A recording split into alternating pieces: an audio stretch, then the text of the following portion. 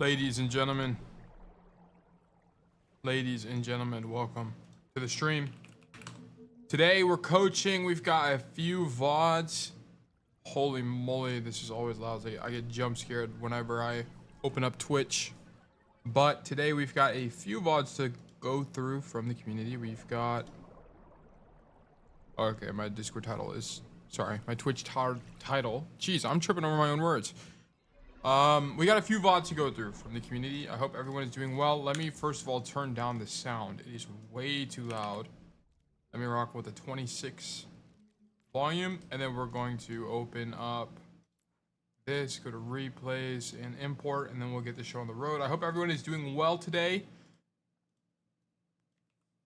and that you're winning your comp games, and that you're ranking up, and then that you're hitting champ. I have not hit champ yet, as you guys know. Gargamel, welcome to the stream. Good to see you again. Hope all has been well with you. I'm not quite champ yet. Kwame, I'm doing great, bro. Good to see you. I hope you are well as well. I've been playing a lot of Tracer off stream, and I am now GM3 on Tracer. So we're getting closer to the point where I'm going to teach Tracer. Tracer will be my next hero that I teach. And then after that, it'll probably be Sojourn. And then after that, I have literally no idea. I'm kind of leaving it open. The reason I'm doing Tracer is I'm having to learn it for my team. And I actually have a better understanding of Tracer than I thought. And I'm also doing a lot of research on my own. So to make that time productive, I'll also coach Tracer, I think. Will be, and she's a very popular hero as well. So I think it'll fit for you guys. But I will primarily be doing, it won't be for a while, guys. Like, you guys know I move slow. So it probably won't, you know, I'm a worm for a reason, guys. All right. So it probably won't be for a while that I teach Tracer, but I am on my alt account. It's called SkrilleXFan8. I am a GM3 on that account. But as a Tracer one trick, basically. But anyways, I also think Tracer is kind of broken right now. She's really strong. Yeah, we're still waiting on Roll Tech video. You are still waiting on Roll Tech video. I can't do it today nor tomorrow because I have midterms both today. Or I have a midterm tomorrow and I have a big homework assignment due tomorrow as well. So I won't be able to knock anything out. And just for the record, guys, like, for me, it's hard to stay motivated. I know this is like I'm beating, you know, a dead horse. This keeps coming up, but I just can't find the motivation to work on videos. I'm really sorry, guys. I know I should just, it's not as hard as I make it out to be, but that's just, I'm just being honest, and that's what it is. But anyway, I don't want to go too deep into it. We'll go ahead and hop into some VODs. So, looking at coaching request. So we have Kwame here. Kwame, it doesn't look like you have any codes for today's session, because it was all stuff I did already. I think it's Lijiang and Coliseum I did last week. And then Gargamel, do you have any new codes? Or no? It's okay, I can't make myself play the game. Yeah, it's how it goes sometimes. Sometimes I really don't feel like playing Overwatch, but then I just kind of boot it up because I need to get reps in anyway. And then once I'm playing, I'm kind of in it. I've kind of gotten to the point where sometimes it's the idea of doing it that's way hard. Like, I make that harder than anything. But it looks like neither of you guys have codes, so I might just kind of hop into it with, because I have 4. I can't lie, I just been losing, then hopping on Silksong. Funny enough, I've been playing Hollow Knight, the first Hollow Knight. I haven't played Silksong yet. I haven't even beat the first Hollow Knight yet. I just beat the Mantis Lords. I got my first extra health. I got my first extra spirit or whatever it's called. I forgot. I don't know. I just play it. I kind of hang out with friends and then play it casually. But Hollow Knight has been fun. Anyway, let's hop into some codes, guys. So this first one is, okay, Rialto we're going to skip because, I mean, we'll just go through Rialto. Okay, I've reviewed Rialto so many times. You guys should really have a good understanding of how to play this map. Oh, wait, I've already done this code anyway. I already did. What day is today? Monday. Okay, so it's this Lijiang Tower that I haven't done yet. Okay, yeah, I haven't done this one. Okay, there's 3. It's Aatlis, Lijiang Tower. There's 2 Lijiang Tower VODs and 1 Aatlis VOD. Okay, so we'll take a look. Okay, 8 off, run it. Okay, so we're playing Cass on Lijiang Tower. This is a good Cass map. It's really good neutral fights for you as Cass. Okay, so we are running with a sim, which is great.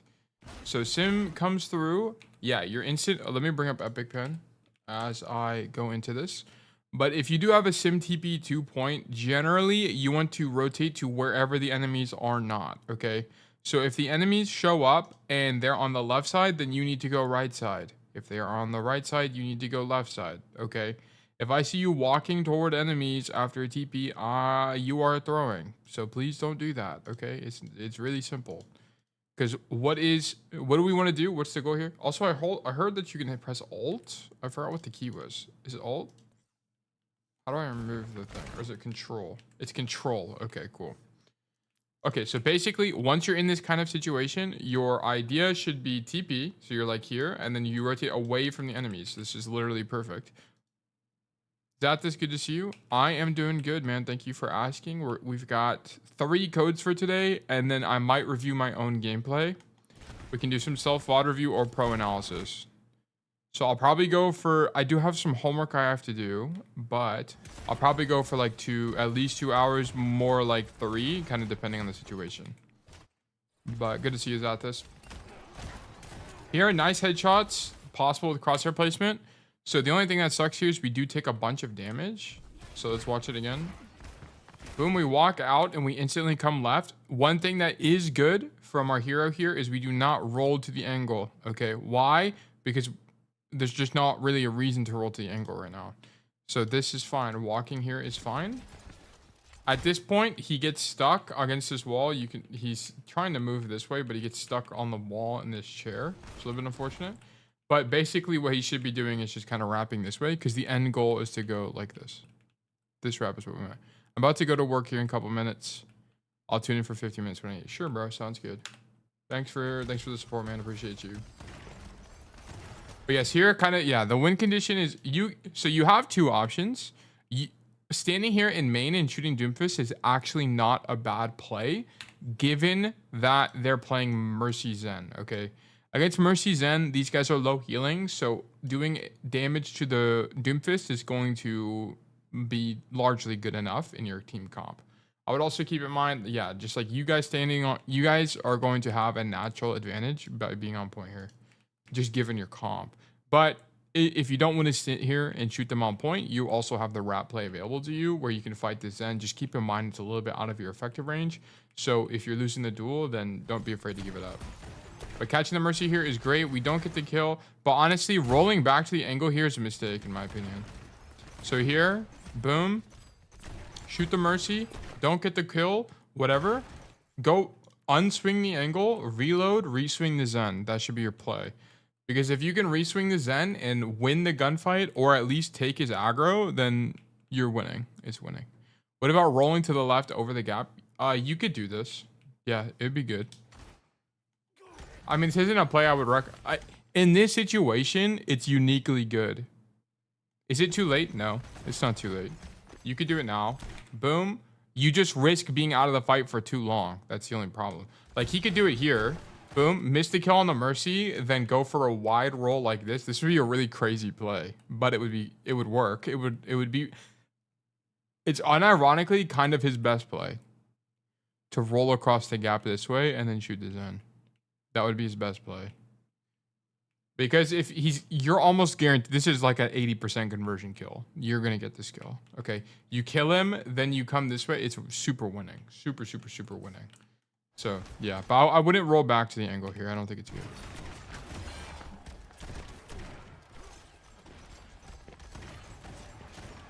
Yeah, exactly. So you push out the Zen. Now you should just look for wrap here and try to kill the Zen here. So now you see the sim TP as well, so you should be looking to follow up on that. Nice kill. Nice kill, and then it's just over. Yeah, the enemy team has a really bad team comp, so this should be a pretty winning game.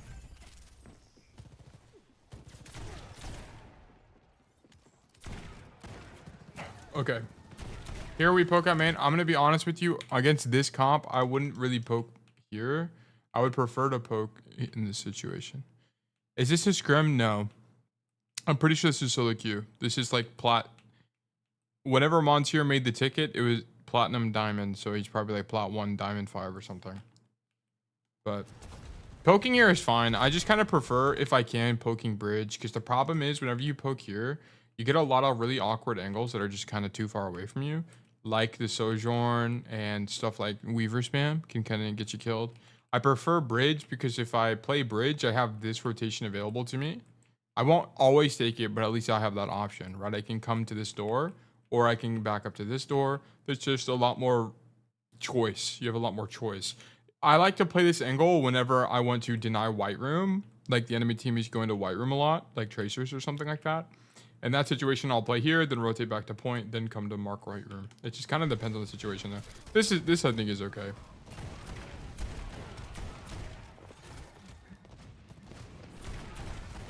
Here, this is good. It's good that he's not wide swinging here because the problem is he can get booped out really easily and spammed out. It's kind of too close. The proximity is not good for him.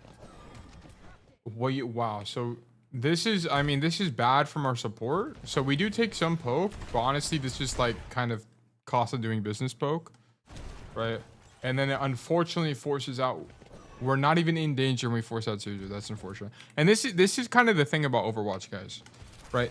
The problem about Overwatch is like the lower rank you are, the more inefficiencies people have with their ability usage, right? So we mark this Pharah, for example, and then we have half HP and we're actually cool in here, but Suzu comes out to like, we just kind of don't even need it. No one's taking that much spam. But now that I see Kiri's perspective, she did it more for the Moira and less for the cast, but either way, it's just kind of unfortunate. And this is why generally when I talk to you guys, it's like you want to do the most for the least amount of damage, right? You want to take the least amount of damage, especially on Cassidy, right? So unfortunately we took damage here and then we just kind of demand support resources.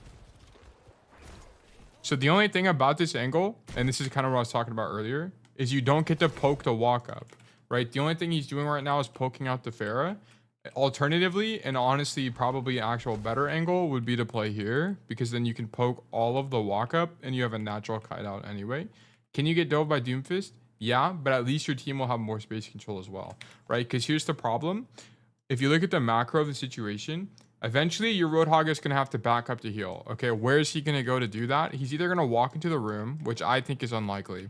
I think what's more likely is that he's going to come back either to this pillar here, or he's going to go back to point to use heal.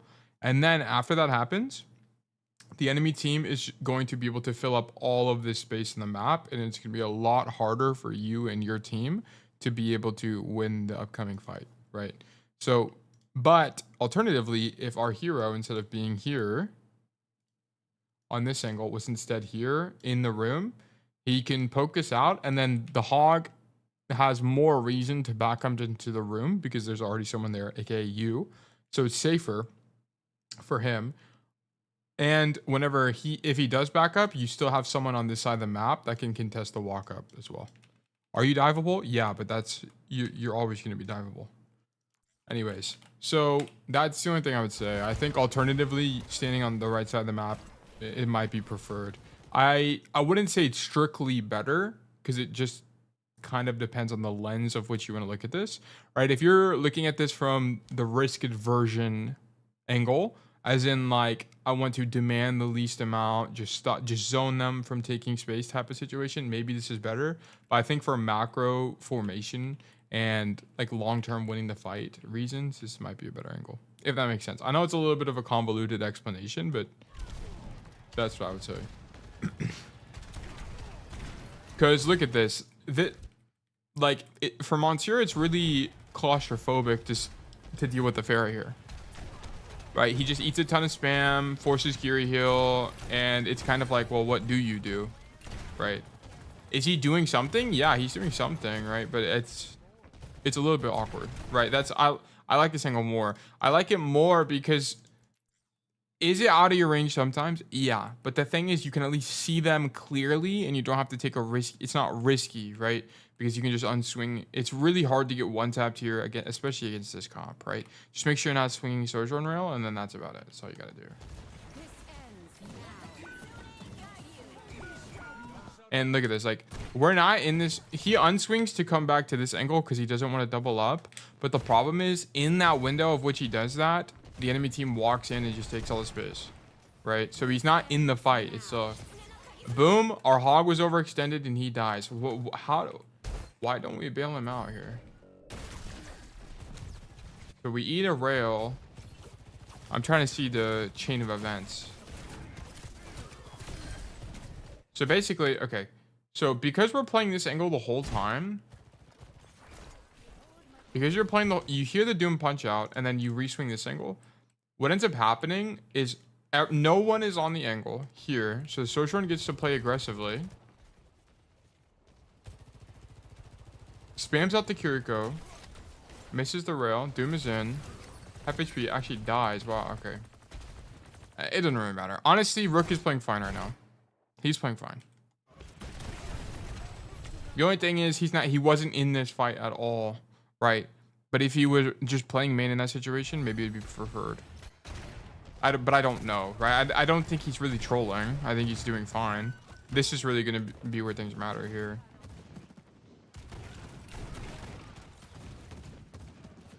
So we're waiting for our team. We take White Room. Honestly, your rotation, a rotation I really enjoy.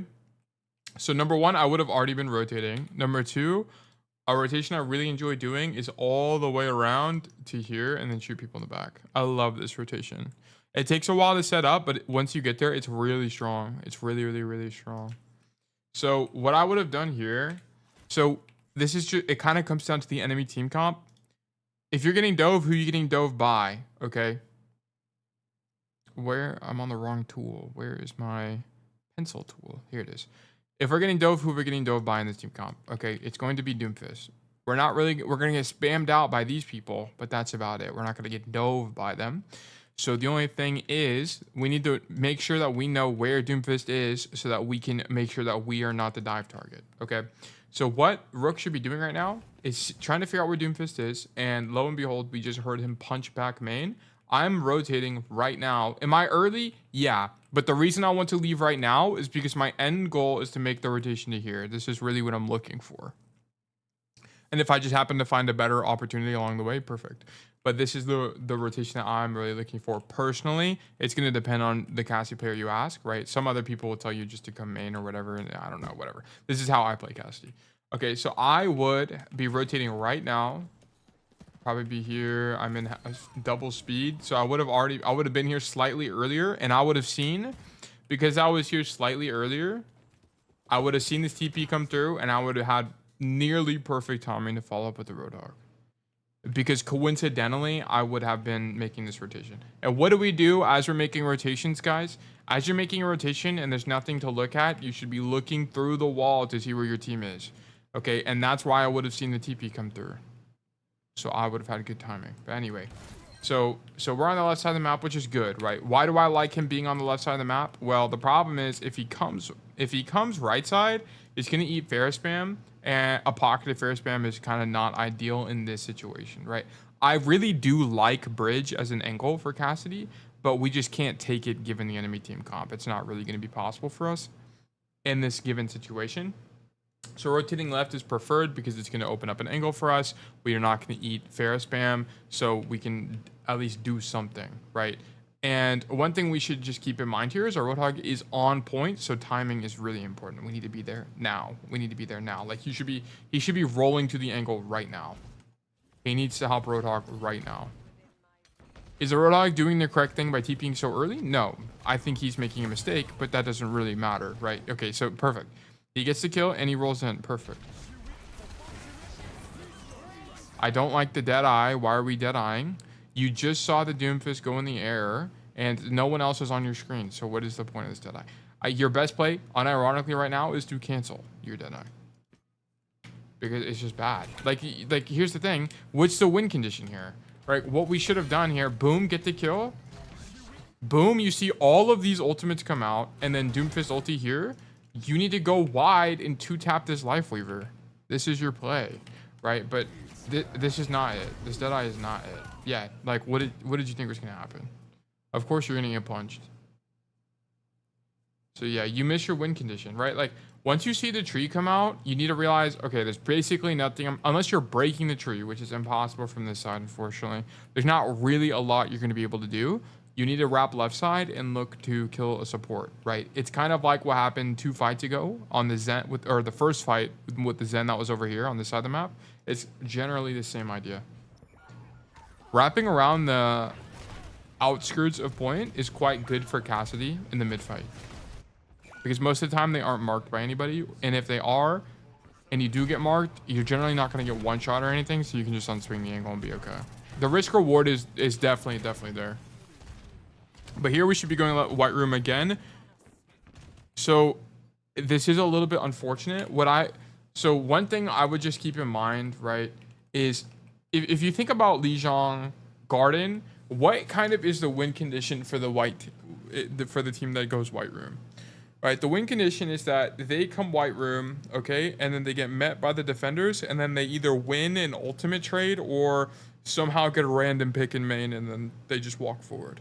Well, as a result, this isn't like a reliable situation. What I would prefer is for Rook to identify that his entire team is making the rotation left side, and that now, like, how do they win? Okay, I need him to think about how do we win, and then I need him to decide on a rotation. He needed to either, number one, stay on bridge as a late lurk, so he needs to lurk on bridge, with the key point of this being he needs to wait until the Pharaoh Mercy rotate left side to contest his team, and then he needs to push out. Okay, that would be kind of the play there. Or he needs to do the really long wrap play that I talked about, where he needs to come with his team initially and then go really, really wide and go for a flank like this. And then that will open up another win condition for his team. Because right now, his team's only win condition is a random 2-tap in main. They don't even have any ultimates, right? Especially in the situation when you have no ultimates, you need to get creative to try to find a way to win the fight. Because right now, you guys have nothing. You're just going to get spammed to white room. And honestly, I can predict with 80% certainty that you guys just walking in main here will result in a loss. There's no win condition on the board right now. So unless someone... Okay, cool. So Rook actually makes a good decision, which is he identifies that his whole team is coming left and he comes right side. This is a really good macro. I'm actually surprised that this is diamond. This is really good macro. I like this a lot. Nice fight. Yeah, we just gonna win the duel. So okay, let's watch this. How could we have done this faster? Let's look at micro here. I like that he doesn't roll to the angle.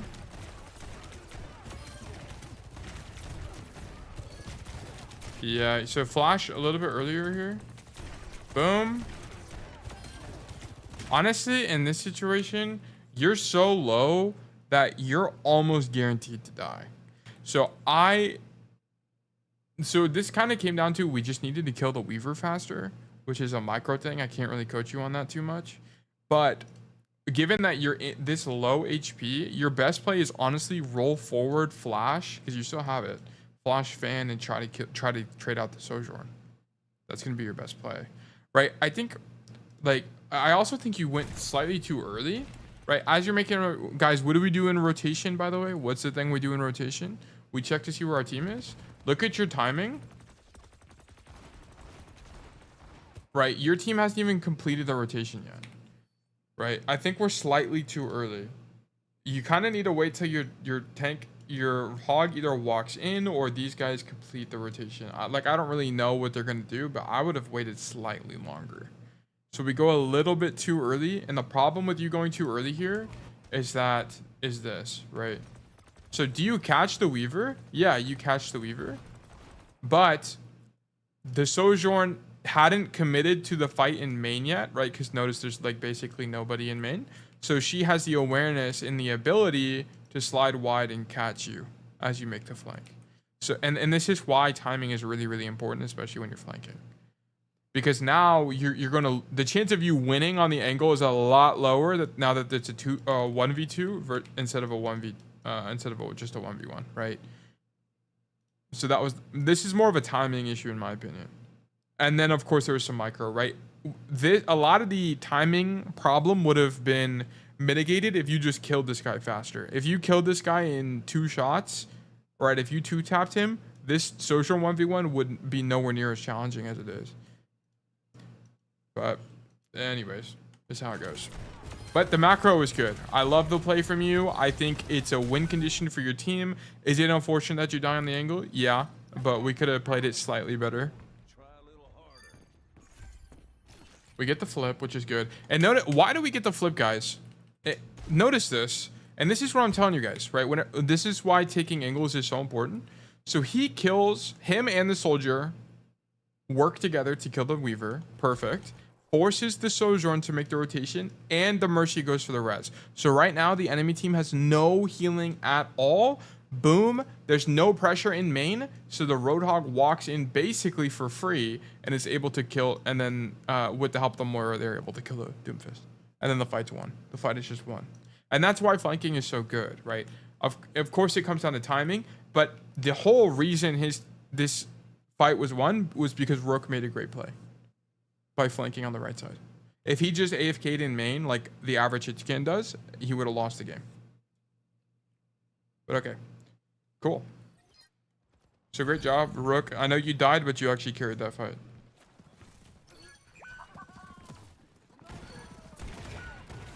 Okay, shoot down main, perfect. Nice kill. Does this go to map 3? It does, okay. Okay, so here's what's the problem with this, guys. So our hero is on the left side, which, as we all know, I've started to not prefer.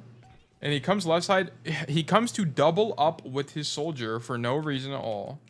And then now the enemy team has all this infinite space, basically, to just walk in. Is our tank dead? Oh, our tank died. Wait, what happened? I totally missed this. Oh, okay, so he comes back late and sees that his tank is dead. Okay, and then we clean up. Yeah, so in this situation, what he needs to do is just stand here and shoot them. It's kind of like just a normal reset, right? They have point control, they have space control here. Just sit here and shoot them. Because the problem is, he ends up on the wrong side of the map. Boom, they get this rest for free, which is whatever, it happens. But they just get all of this space for free. What should have happened is that Rook was playing here. He poked them on the walk up. As the enemy team starts taking space, he then pushes back to an even further position, right? So he goes here and then he goes here, right? And kind of like a 1, 2, 3 kind of idea. He makes rotation like this. And then what would end up happening is that in this fight, by the time the Roadhog gets back, he is able to contest all of this region really easily from a different angle from the rest of his team, right? And then the Hog will be able to help him take space. But he's just not set up on a good enough angle to be able to carry this mid fight, right? Like now he's stuck in main on this angle. Is this a terrible angle given the situation? No, I think it's okay. It's not like, honestly here, this is a little bit uncomfortable. I'd rather actually be in main given that the Genji's going to be coming back from spawn. But I have, you know, omniscient spectator abilities. All right, so it's a little bit different. But just notice how much sloppier this fight is compared to everything else. It feels way harder, or slightly harder to play at least. And then the enemy team gets a flip, and then it's just kind of over. Right, so Rook makes the wrong rotation here in this situation. Almost perfect, though. And this is the thing, guys. I hate to say this, but making one macro mistake is enough for you to lose, right? Rook carried almost every single fight until this one, and it's because he just made he was in the wrong position, and then all of the dominoes tumbled under him, right? And it's also the problem with this as well is when Rook makes his rotation to stand left side, not only does he play like a less optimal angle for Cassidy, he also sets up his soldier to fail as well, right? Because now what Soldier would have preferred is if he is on a different angle than the Cassidy, but as it turns out, you guys are both playing the same angle, and then you're just kind of screwed, right? Like, look at this. Do we really want both of our DPOs stacking like this ever? No, we don't. Right? Do we get the kill on the Genji? Yeah, but I feel like that's more of an exception than anything. It would have been way more beneficial if we had a DPS here. I mean, it's kind of... I'm being a dead horse at this point, but that's the idea. Anyway. Move along. So here we're no longer on the double hit scan setup, which is great. Why is Rook here, by the way, guys? Why is he here? Because, boom. Tracer on the angle. Do we need to be on the angle anymore, guys? No, we literally do not. Also, our Doomfist is here. So now us standing here at this corner is actually a quote-unquote off angle, right? So this is good positioning. Good positioning. I like this. I actually would prefer if he was here, because if you're here, it's like in the doorway, because you can make this rotation to point a little bit easier. But honestly, this is just because I like this because I'm a little bit more of aggressive as a player. But to be honest with you, this position here on this corner is fine. It's totally fine. Because this, you have the coast rotation as well, so it's quite good. Okay, yeah, so he comes to the inside, which I recommended. Boom, Garrett kill on the Genji. Res comes through, whatever. Can't do anything about it. I don't really like this swing from you. The problem is you're too close to the corner, right? What is the problem we have when it comes to... Jared, welcome. Good to see you, bro. Hope all is well. So the thing when it comes to tanks, guys, is the way you die is because you're point blank. The way Cass always dies in tank trades is due to proximity, right? It's a proximity issue. If you're going to swing the Doomfist, I don't think it's terrible to swing main here, to be honest. But if you're going to do it, you need to be way wider, be further away from the corner, right? Why are you right next to the corner swinging when you know he's right there, especially? You're almost the furthest guy forward right now. We need to be swinging the corner like this to get a wider angle. Because then not only we have a better angle on these guys, you'll have some level of cover. Is it aggressive? Yeah, it's aggressive. Okay? But if you're going to make an aggressive play, do it correctly. Okay? I don't know if you need to swing wide here, especially when you have your tracer on. I mean, I guess you're matching your tracer on the angle, so maybe it's not bad. I don't know. It's either this. I think it's fine. I think it's fine. I would have just went wider from the corner, right? You're so close to the Doom. Now you force out roll for basically no reason, right? This roll wasn't forced out because of something the enemy team did. It's because you made a positional mistake.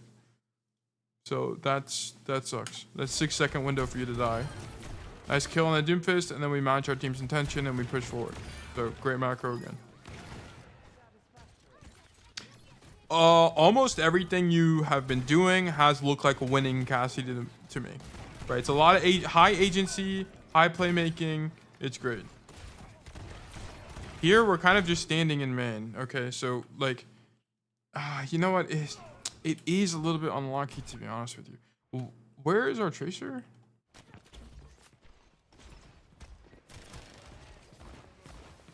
In the 2 seconds she's not marking the cast, you die. That's so unfortunate. I'm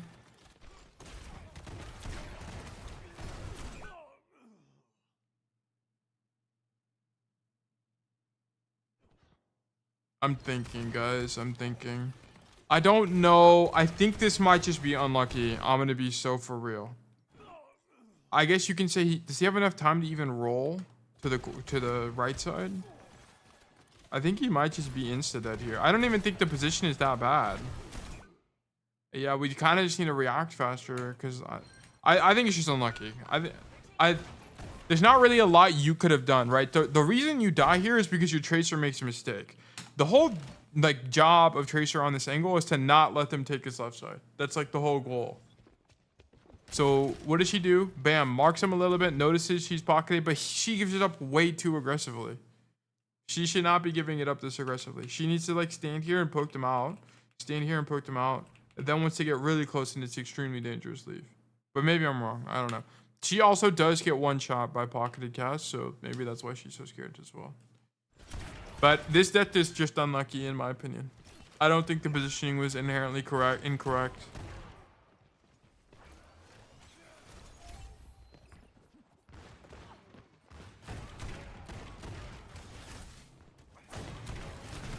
Okay.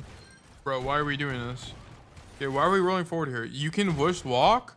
He's in flash range right now. I promise you. This is like 14, maybe a little bit further. Like definitely here, you could have, without roll, you could have flashed him.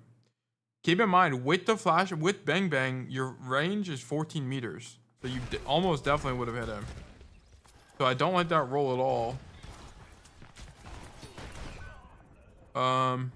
Yeah, here's the problem, right? So now you don't have roll. And then now we come here. This just kind of sucks. It's more of an awareness issue. I'm gonna be honest. I like fighting this going for this Doomfist here is just not the play. He's way too far away, given what you're trying to do. Like, it's not convenient for you to help shoot this Doomfist. He's also full HP. I mean, you don't know that, right?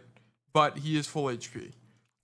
I think your better thing is to stand here, because think about it. What is the enemy team going to do now that their Doomfist is in? They're going to take space. Okay, red team is going to try to find a way to take space. They're either going to wrap right side, or they're going to walk in like this as well and help their Doomfist. Okay, if they don't walk in and take space aggressively like that, they're at least going to fill up this space, okay? And make it harder for you to walk out. You know, we all played Lijiang games where we literally cannot get out of choke. Okay, we've all been there in Overwatch. So what you should be doing is you need to stand here and deny this lane.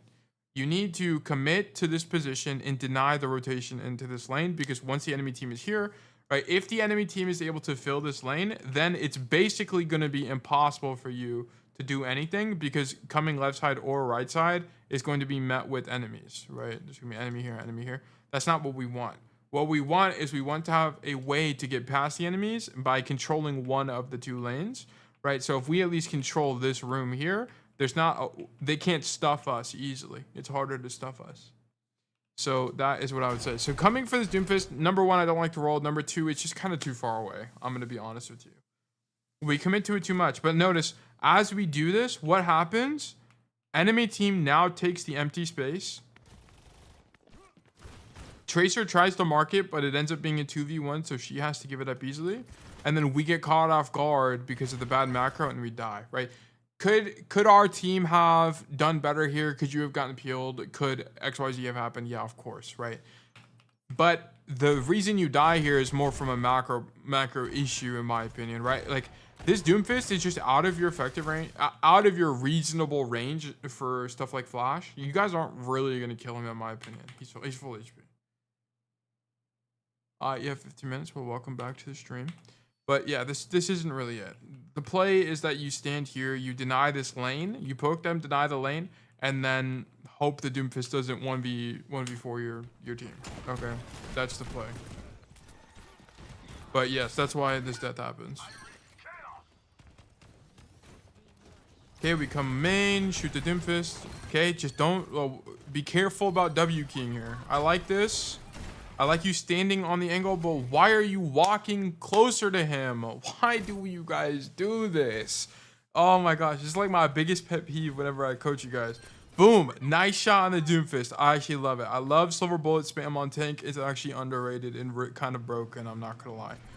Here, boom, shoot the tank even more. Why are we walking past the cover to get point blank against a Doomfist, bro? Your Flash has 14 meter range. This is like high platinum, low diamond, I think. I actually don't even know. I don't know what rank Monsieur is. I'm pretty sure it's like mid diamond. I'm pretty sure because I remember him talking about it. Pretty sure it's mid diamond. Anyways, this Flash is so bad. Or sorry, him walking forward here is so bad. It's so bad. Because now he rolled. Why did we have to roll here, guys? It's because we just held W. Yeah, press WI this. It's actually horrendous. Horrendously awful. If he just stood here, this roll would have never been forced, and it would have been perfectly fine. It would have been actually perfectly fine. But yeah, it's a nightmare. Otherwise good. Otherwise good. Silver bullet is really good on tanks. Just dump it on tanks. Honestly, it's really good. It's just a good perk in general, I'm gonna be honest. Yeah, it's really strong. Okay, our Tracer has died on the angle. Guys, what does that mean? So we're playing in main because our Tracer's on the angle, which is fine. Our Tracer died on the angle, which is unfortunate. She literally just gets one shot. It's just how it goes. Farm Deadeye. I'm not too worried about Deadeye here. The reason I don't really care about Deadeye that much is he's playing against a comp where Deadeye's just not really going to be good. Like, what do we Deadeye here? Nothing. There's like nothing. Like, honestly, use it for a reload. Not against shield tanks. Oh, also good to see you, Jason.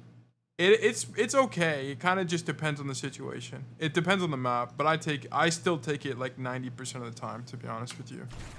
But anyway, so the problem. Okay, Tracer dies. Boom. What does that mean, guys? That means that our space control on the left side is completely gone. Okay, there's no way for us to stop them from taking space, as in the enemy team can now fill this space for free. So we need to we need to posture ourselves to be able to get out.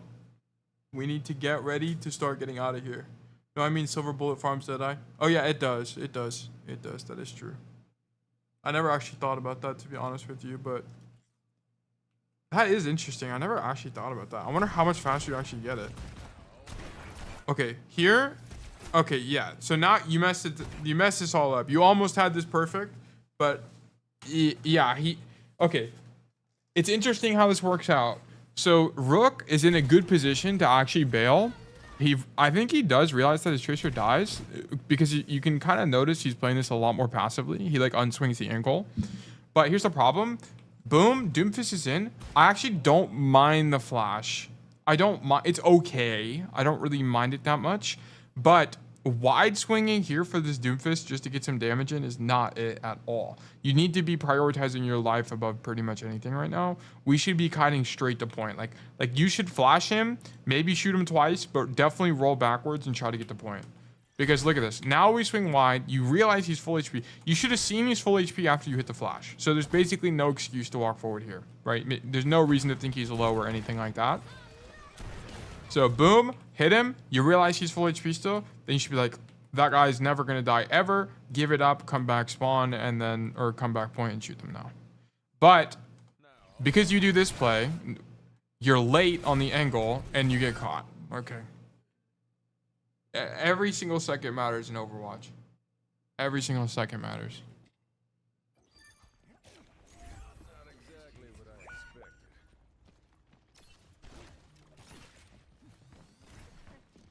Okay, here we should be thinking about space control. Okay, is your in control maps? You're better off dying on point if you have to die. Exactly, precisely. Yeah, literally exactly.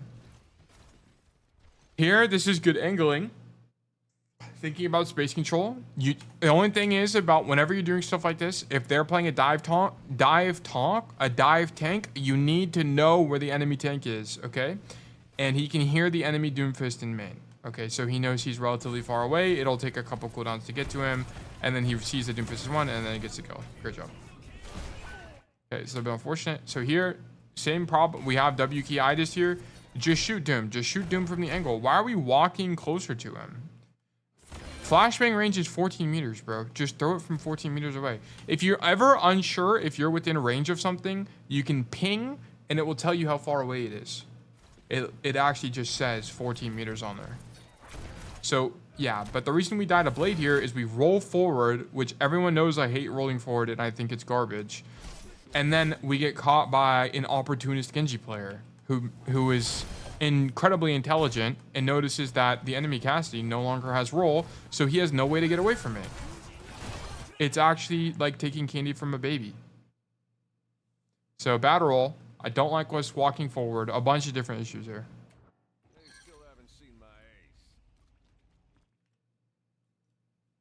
Oh my god, a DM I gotta respond to.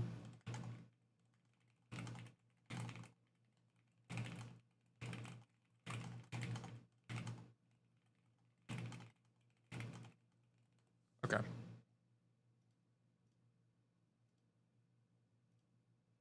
Okay, but yeah, that was the mistake here. I like the angle, we just mess up the execution on the angle.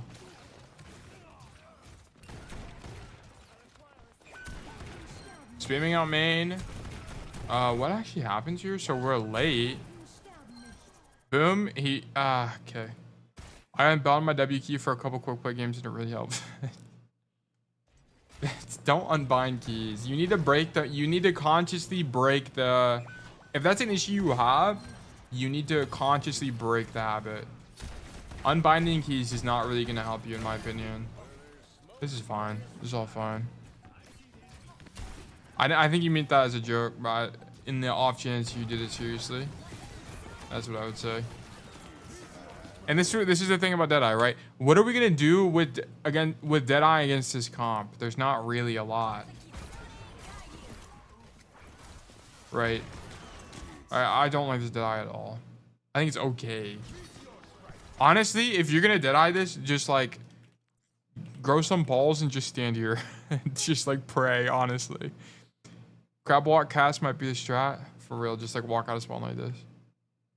Yo, new tech just dropped. Honestly, if you're gonna Deadeye, okay, so I was actually watching Ark, who's the guy I just DM'd, who is the #1 Cassidy one trick in North America. Like he's like rank 50, I think right now. Let me see.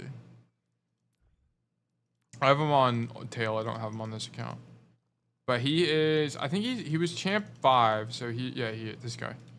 I'm friends with him on Discord. And I was talking to him about Deadeye, and he uses Deadeye like really, like he basically suicide Deadeyes a bunch of the time. So he actually takes the Deadeye healing perk, which I still don't think is worth it, even if you have his kind of playstyle. Because the problem is, I looked at a couple of his deaths, or sorry, I studied his Deadeyes, and the perk never saved him. It was like kind of useless. But basically, all I'm saying is Ark, which is the #1 cast one trick right now, he just stands here. Like if he Deadeyes this, he'll just like go wide and Deadeye or something. He'll do like some really crazy maneuver. The nice thing is punch just came out, I'm pretty sure. So they're never gonna punch you. Like yeah, like the problem here is you actually unswing. I actually think you just stand here, and you just like grow some balls and kill this Genji. I think is actually the play. But I don't know though. I personally would not have Deadeyed here at all. I don't think it's good. Because it's the issue of proximity. They're just way too close to you. No one is low. They all have cooldowns. Whatever. It's like awful.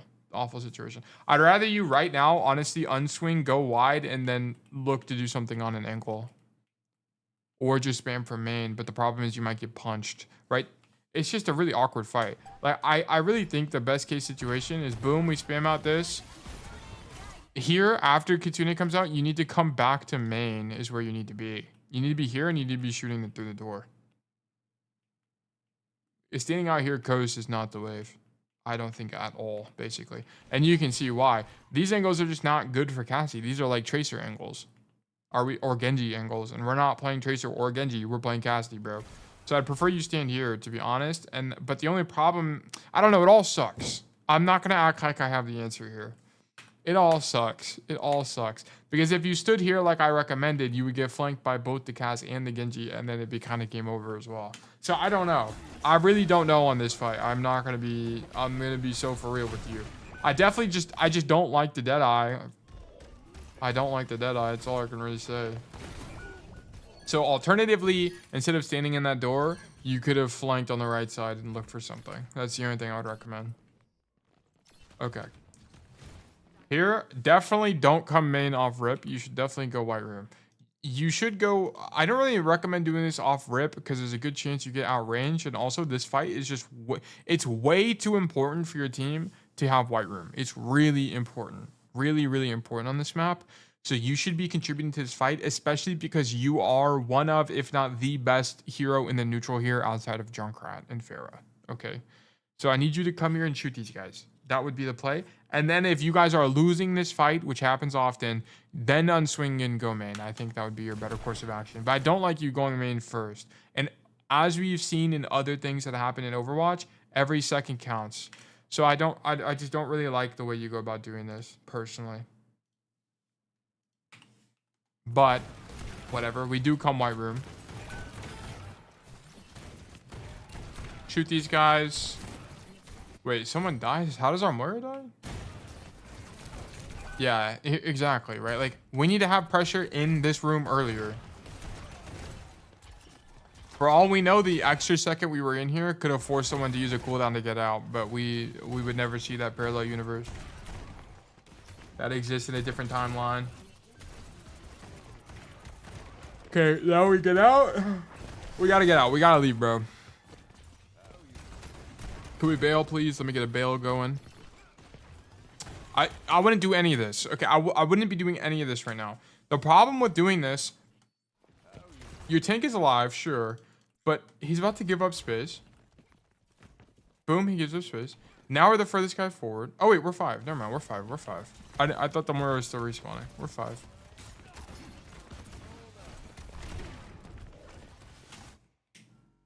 Here. Boom. Just reswing, bro. Just reswing left side. Just reswing left side. Because what are you going to do here? Nothing. You need to come here. This is the win condition. You need you or the Genji or literally anybody to take white room and then open up the fight. That's going to be the way you win. Are you playing Sojourn right now? No, we're not playing Sojourn. Okay, then why are we in main, bro? I know you don't want to double up with the Genji, but I don't even think you were thinking about that. You were just thinking about not dying to Genji. Like, this is more of a problem of your support's not playing this correctly rather than you. Like, you should have been playing in the left side here. Yeah. Shoot the Genji. Yeah, just fight him, bro. Just fight him. Yeah, just 1v1 him.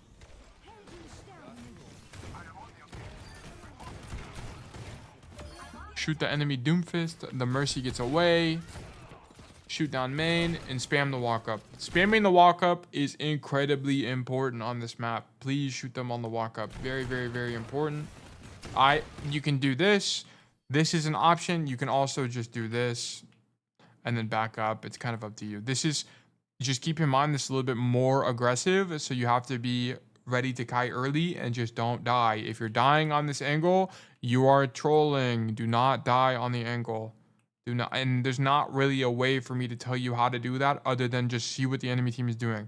If they're playing Sojourn and they have rail, unswing the angle. I'd rather you rotate too early than too late. Okay. I gotta go again. I'll catch you next stream. I want to let you know my games went well today. Dude, that's amazing to hear, Aatlis. I hope you have a great day as well, man. Thank you for tuning in. Nice, we poked a walk up. Ooh, big roll. I actually like this roll immensely. Boom. Hit the roll for the damage resistance. Insane. Great job. And then I don't know why you did that. He's going to punch you, bro. He's going to punch you. What does every Doomfist do after they slam? Or after they ulti, they slam or punch. And if you Deadeye, you are giving them a prime opportunity to just punch you straight in the face.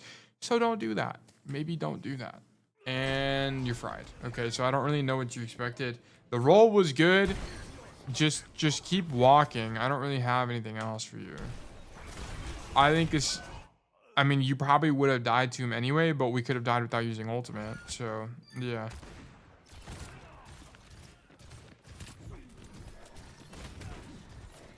Here, I'm never coming main here. Boom. I'm coming. I instantly respawn, come left side, and then do this, and then look for this. Every single time.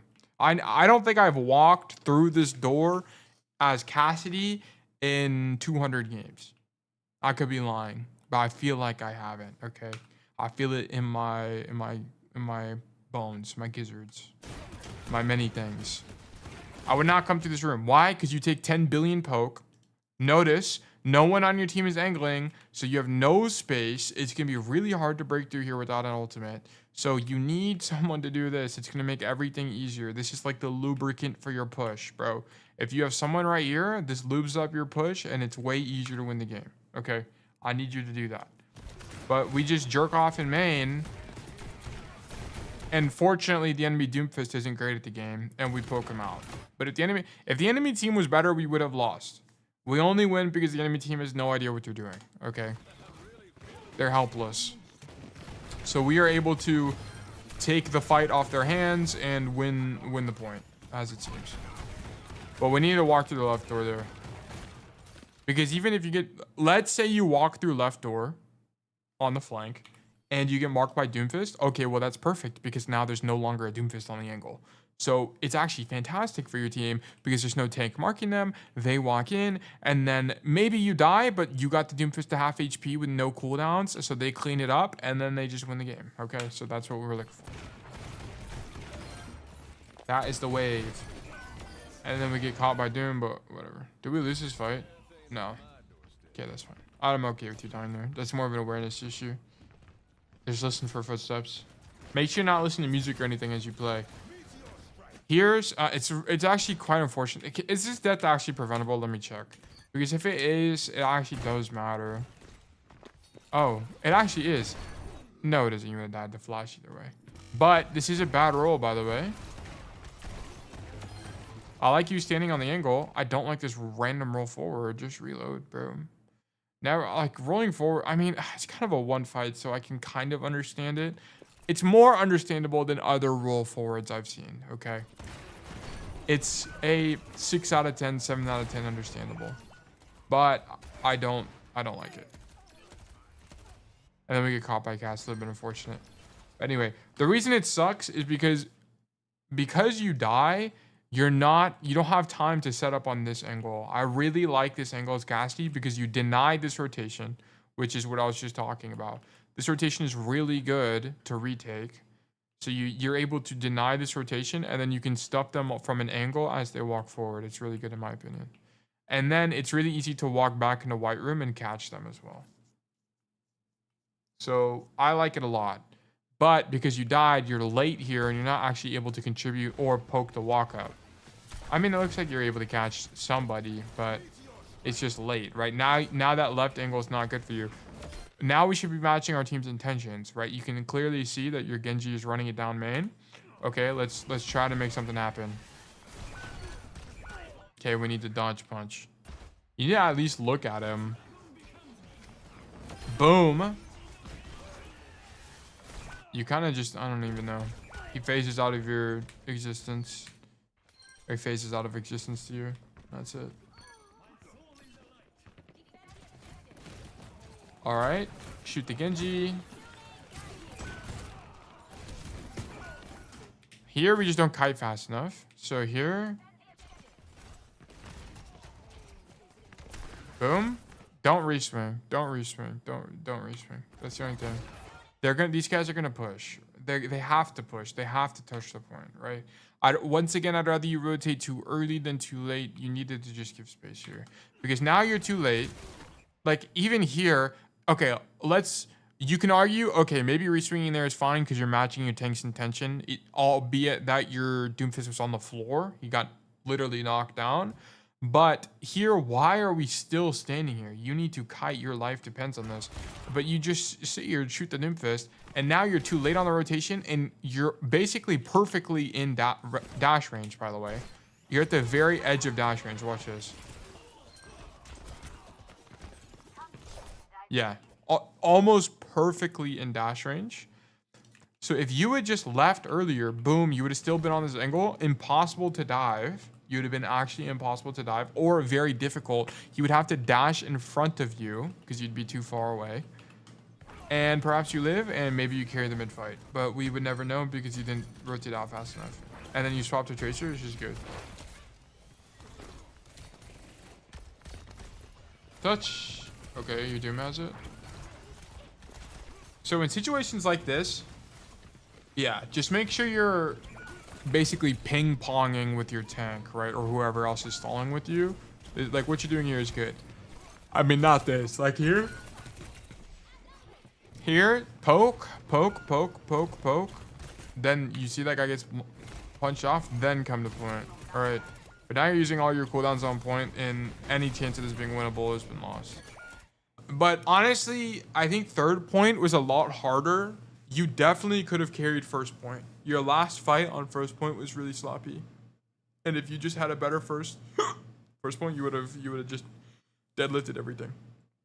So, but otherwise, honestly, pretty good macro from you. I think pretty good. Could it have been improved? Yeah, definitely. There's some things that could have been improved. But honestly, 7 out of 10 from me. I think it was pretty good. But anyways, that was code 1. Let's go ahead and hop into code 2. This is also on Lijiang, so we're just going to have 2 back-to-back Lijiang codes here. Whoops, not custom game. That is not what I want. This is from Jared, who I believe is here. And Jared said, got suspended again, made a new account. Okay, stop getting suspended, by the way. Stop being toxic. Turn off chat. Hello, welcome. Are you on Twitch now? I think you did migrate. But either way, stop getting suspended. Are you corn is bad? Who are you? Oh, you're super nice guy. Okay. Well, yeah, he said, this account is M4, plays T2. I thought it's best I give you different maps so I don't run around like a headless chicken whenever you're not playing Rialto. Okay, cool. So, on this map, I don't really mind this rotation through bridge. I think it's okay, but just keep in mind that you can roll across this gap here, boom, like that, and then open up an angle on the left side like this and come either main side or inside point or go for a flank, whatever. I do this roll probably half the time. It's just going to depend. In this situation, I actually would have done it because in the flags I look for is, are we going to have early space control? Okay. Do we have speed? Yes, we do. And do we have a dive tank, Diva? Yes, we do. Okay. It is very likely that we're going to beat them to this main area here. So I actually am comfortable rolling over to the corner or rolling over the gap here and playing this left side here and poking. It's really good. It's really good. I like it a lot. And I do it probably a little bit more than half the time. Okay, mark the ball. I like you committing all your cooldowns to that. It's a really safe angle, so I think it's all fine. Rotate left side, sure. Okay, we should have used flash there. So this should have been flash, by the way. This should be shot, flash, shot. He was definitely in range. That's definitely in flash range, so you missed that. You could have potentially killed him there. And then we missed the flash on the ball, which is a little bit unfortunate. So just keep in mind, in the ball matchup, it's your highest value with flashbang, in my opinion, is flashing pile driver. Okay, so if you can, you should. It really messes up ball and dive engages if you can do that, because slam is basically one of, if not the biggest value spike. Value spike for ball. Okay, so we really need to try to flash that. But whatever. Here, okay, definitely would not roll forward, but I think, yeah, dude, I don't even know if I would do this. I wouldn't even go for the soldier, I don't think. I think here, I wouldn't go for the soldier. I would just consider him out. I would just be shooting this Ana, I think, at this point. Yeah, I think I'd almost certainly be shooting Ana. But I definitely, if I am shooting soldier, I'm definitely not doing this roll, okay? I'm rolling backwards to catch him in the mid rotation like this, is how I would do that if I was going to do anything. I definitely would not have done that. Is Ana in your range? It doesn't really matter to... so this isn't really a thing of her being in your range. It's a thing of you trying to occupy her, right? Because if no one is contesting the Ana, what is she gonna do? Okay, she's just gonna pocket the soldier. It's really easy for her to do that. Boom. What the heck? Okay, ignoring. Wait, is she cheating?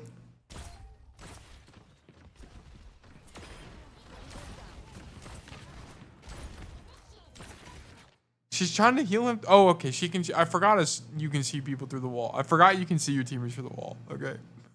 That's my fault. That's my fault. But anyway, it's not really an issue of her being in your range, because I think she is actually slightly outside of your range. It's an issue that she can do whatever she wants if no one's shooting her, right? But if you even tag her once, she's very likely to unswing. Okay, so if she unswings, that means the soldier is likely not getting healing, and the chance of him dying is higher. So that's why I would have tagged the Ana. The enemy team is throwing. I really don't know why they keep trying to fight on point. It's very surprising to me that this is Masters. Okay, I like poking bridge. I prefer poking bridge over anything else, to be honest. The left angle is okay, but I don't like you rotating to match the ball here. So here's the problem. Is Cass good against ball? Yeah, but here's the problem. You already have people on the angle. Bro, you have your Hanzo on the angle. Your whole team is actually rotating the angle. Here, you should see your Diva rotating and be like, okay, we have 10 guys on the angle. Let me not do that. And then come back here. And then I'd actually prefer you be on bridge. Because then you'd be able to stuff this Genji from rotating. I mean, and probably you still kill the ball. Actually, it looks like you actually do recognize that. Because the ball gets out and then you go back to the angle. So this is fine anyway. This is fine. This is fine. This is fine. But I do think you will have games where the enemy team would have just pushed up with the space that the ball is making right now. But the enemy team is garbage, right? What is this? This Genji is not making any use of the space this ball just made. This guy's currently jerking off. Now he's finally taking space 5 seconds later, right? Now it's kind of too late, right? Ball is almost dying. So the window of opportunity is gone. So anyway, I think this rotation is fine. It's just kind of keep in mind that the enemy team could, if they were better, could have made more with the space that was given to them. Also, I feel like the enemy ball is very overrated right now. He's not playing well at all. Okay. Shooting main, perfect. This is what I was talking about, right? They push up, you just go back to that pillar behind you. It's great. I think spamming bridge here is really important as Cassidy. I like it way more. Why are we giving up the angle so easily? Like, this doesn't make any sense. We should not be giving up the angle this aggressively. I understand the ball is in, but I would just trust that your team is going to do something about it, right? Because how are you going to lose? You're going to lose if the enemy team takes this space and is actually able to follow, like, do something with the ball, right? But you guys give up the space for basically nothing, right? This soldier takes all this space for free, and they don't even have a tank here. What are we doing? Shoot this guy. There's no world where this guy should be right here. He should be stuck right here because you're sitting here with your gun shooting him. Yeah, this is a bad play. This is for sure a bad play. So this was a mistake. This is your biggest mistake so far. We needed to stuff him on the bridge. Oh, shoot. Okay, so what happened here? Boom. Nice flash. Whatever. Oh, well. That's just unfortunate. You tried to roll back, and you just missed. So, it is what it is. It happens. You need to keep rotating. Look, I like this. Boom.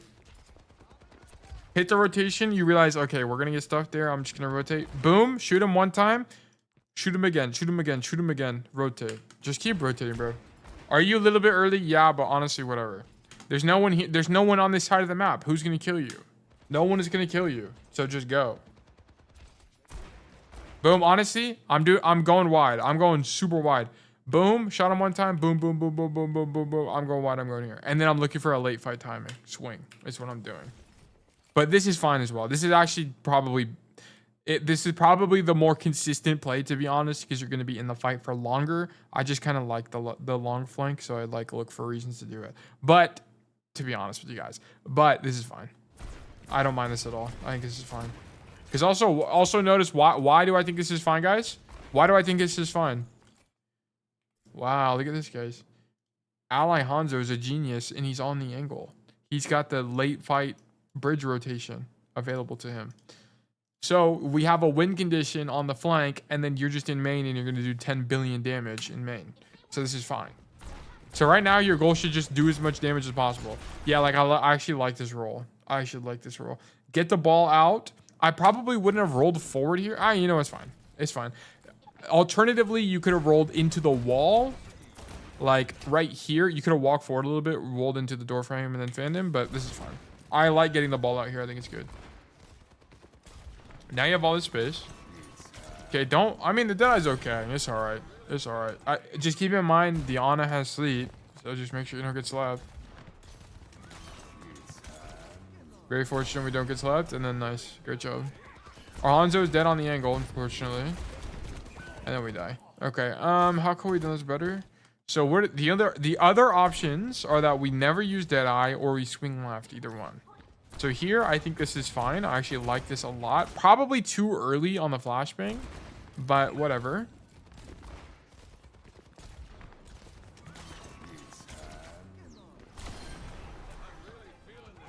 Sorry, I'm thinking, guys. I'm using my thinking cap. It's kind of unfortunate. Didn't roll into cover. What, afterwards? Like here?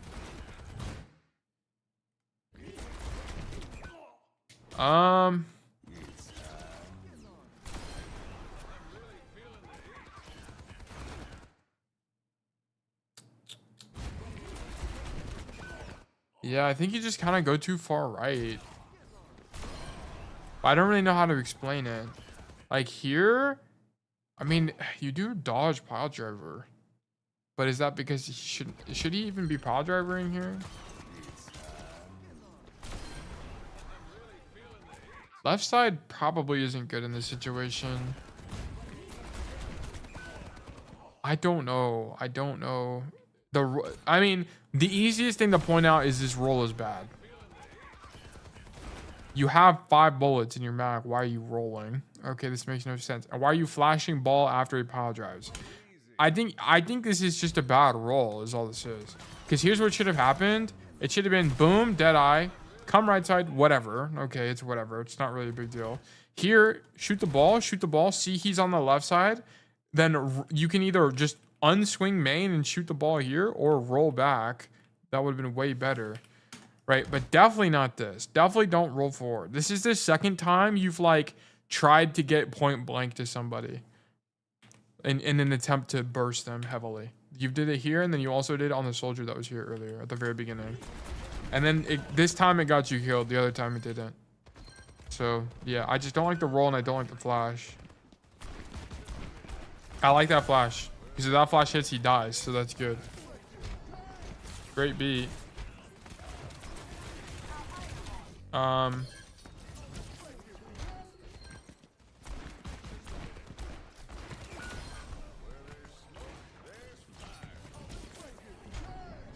That's fine. You're trying to dodge Genji.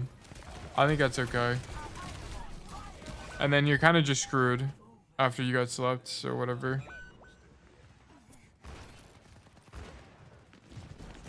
Oh, you actually know the role. I didn't know you knew that. Trying to watch while getting ready for work, lol. Yeah, I mean, you'll have the bot as well, right? This is kind of just unlucky, I think. Would I have rolled here? Or would I have gone bridge? Okay, I definitely wouldn't have rolled here, right? Doing this roll across the gap, by the way, is pretty much always about space control, okay? I never do this roll unless, like, it's the only way to win. The problem with this is you're going to roll across. Now you no longer have roll. That's 6 seconds you can die, right? And I need you guys to beat that into your head. And 6 seconds of dying happens all the time. It happens literally all the time. So I wouldn't have rolled across in this situation. I would just go main and fight for main normally. Because you're going to roll across here, then you're not going to have any cooldowns. And you guys don't have any space. Like, look at what your team has in terms of space. It's literally just D.Va. And she's flying. I mean, you don't know this because you can't see it. But she is just flanked by everybody. But you can infer that you guys don't have any space. Because if you just look at the D.Va, and then it's just your Lucio. You don't have... Your other DPS died, right? So you should pretty much infer that you have no space here. You should be going right side. I don't like the roll. I like that the idea. I like the idea, but it's just not good in this application. I'm glad you're thinking of this, but it's just not a good application of it.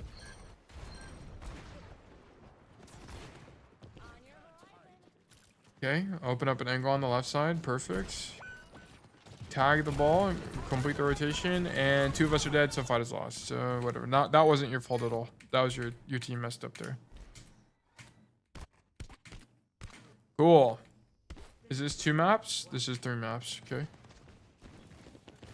Okay, white room. Okay, so white room. Boom. Okay, you're just too wide. Why are we this wide? Just you're like standing here. I need you to stand here, bro. I mean, you unswing it because I didn't pause at the right moment, but you just go too wide here. Like, look at this from the honest standpoint. Look how wide you are. You're actually so wide.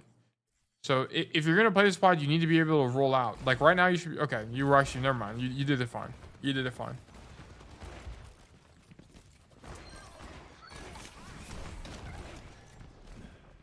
Okay, this is all okay. So this is what our other players should have done last time, by the way. Just go straight to white room. I think it's just way better. Unless you're for sure late and there's no white room, no way to win for white room, like they did Lucio plus TP and you didn't, then I like this thing. I like everything about this. This is all good. Okay. Here. Boom. Shoot the ball. Shoot the ball. Do a bunch of damage. Get this guy out. Okay. I don't actually mind the roll here. I think it's okay. But I need you to not roll and then walk toward them. So roll. Boom. But you don't roll. Like, you shouldn't be rolling like this. I need you to roll like this and then back up. That's your play. Because the problem is now you're the furthest guy forward, and the chance of you dying is exponentially higher. So it's just an unsafe roll. You actually force Suzu with that play. But if you're further back, I don't think you force Suzu there.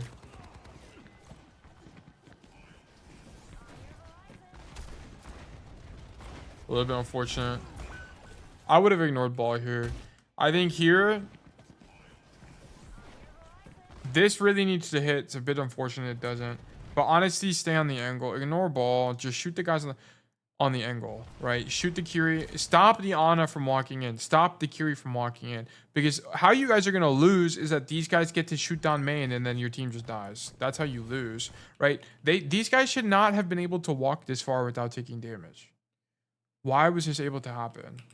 Right? We should have stuffed them in the choke before that happened. But because you're late, right? Because you're shooting this ball, they get to walk in for free. And then that's it. If you hit a single headshot, by the way, here. If you hit either this shot with silver bullet or one headshot on the supports as they walk up here, they would have just given up the angle. They would have backed up. They would have had to. Or else they risk dying. So this is a macro error. You needed this stuff to choke here. Shooting the ball was a mistake. A lot of the reason why Cassidy is good on this map is because it's really hard for the enemy team to push past this choke without like getting too tapped by Cassidy, basically. You can lock down this staircase and this entire rotation pretty easily. Now, I mean, not pretty easily, but it's expensive for the enemy team to deal with you, right? If you just hit one headshot, a body shot, a silver bullet, it's really good. And that's why silver bullet is such a good cooldown. It's like hitting a headshot, but with a ginormous body shot hitbox. I love it a lot. This is creative. I don't mind it. Yeah, it's good. It's good. Those are, I mean, I wouldn't drop here. I think the Deadeye is fine. Just don't drop. Just stand up there and shoot them. Because how are they going to clear you, right? Just kind of depend. It's okay to rely on your teammates here. Rely on this Lucio to stall the point and force point, right?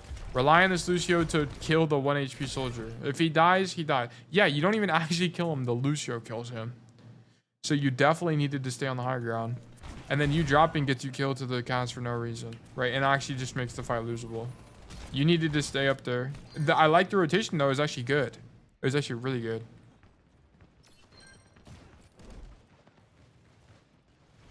Okay. Come back main. Shoot these guys. Our tank is not pushed up, so we can't actually take space aggressively, so this is fine. I don't like you standing here, though. Maybe it's okay. Because the problem is your Bastion's in this room, so you kind of need to stand here. So, you just get beamed. That's unfortunate. Is there a better way to play this? I wonder if you should double up anyway. Because this main angle sucks. It sucks for Cass.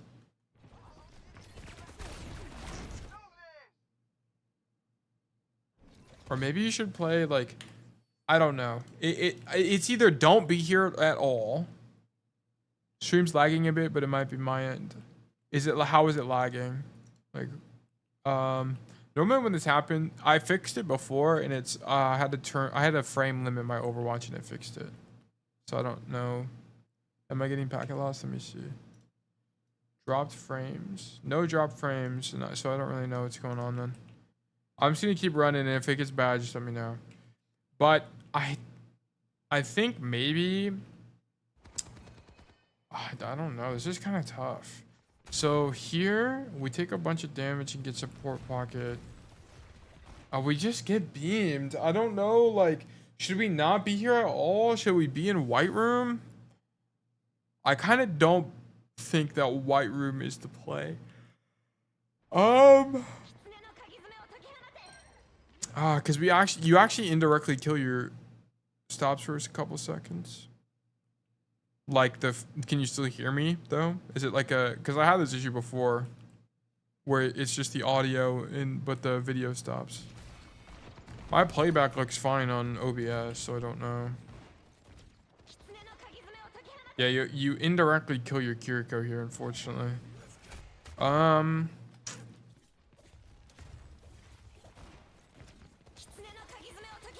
mean, alternatively, you're playing here, right? I mean, this is probably just a better angle, to be honest. Nah, no audio. Okay, that's probably an internet thing. BRB, no problem. I'm still gonna run through this, I think. I almost definitely think the better angle is here. If you have to play on the right side, I think it's you play this like computer console, basically. Play this angle like this. Is it long range? Yeah, but at least you're denying the angle. And then because from here, you can roll back this way and it's a little bit safer. I think the problem with this is it's a wider angle, so you let them out more. And then there's not really a good, I guess you could roll back this way. I actually don't know. I don't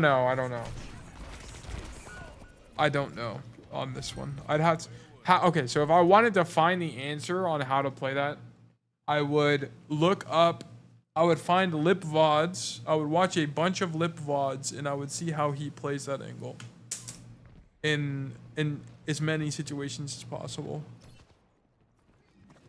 And if I find, if I find that he never plays that specific angle, then I would say that you just need to double up in white room.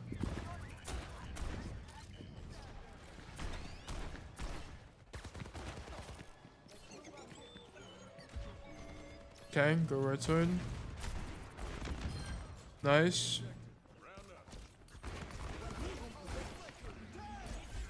Okay, we did not get beat. That is not good. Okay, there are a lot of mines around you, so I would be very careful. The Deadeye is fine, but I would just do it from further back. Welcome back. You didn't really miss anything. I didn't really know the answer on that angle in main, to be honest with you. I don't really know what to do. Here, the Deadeye's okay. I would prefer you do it further back so you don't have any risk of dying to mines, but whatever, it's okay. Alright. We come left side, so we're the guy on the angle. Cool. I love being the guy on the angle. The guy on the angle controls the game. Nice shot on the soldier. Then we come point. Cool. Shoot ball.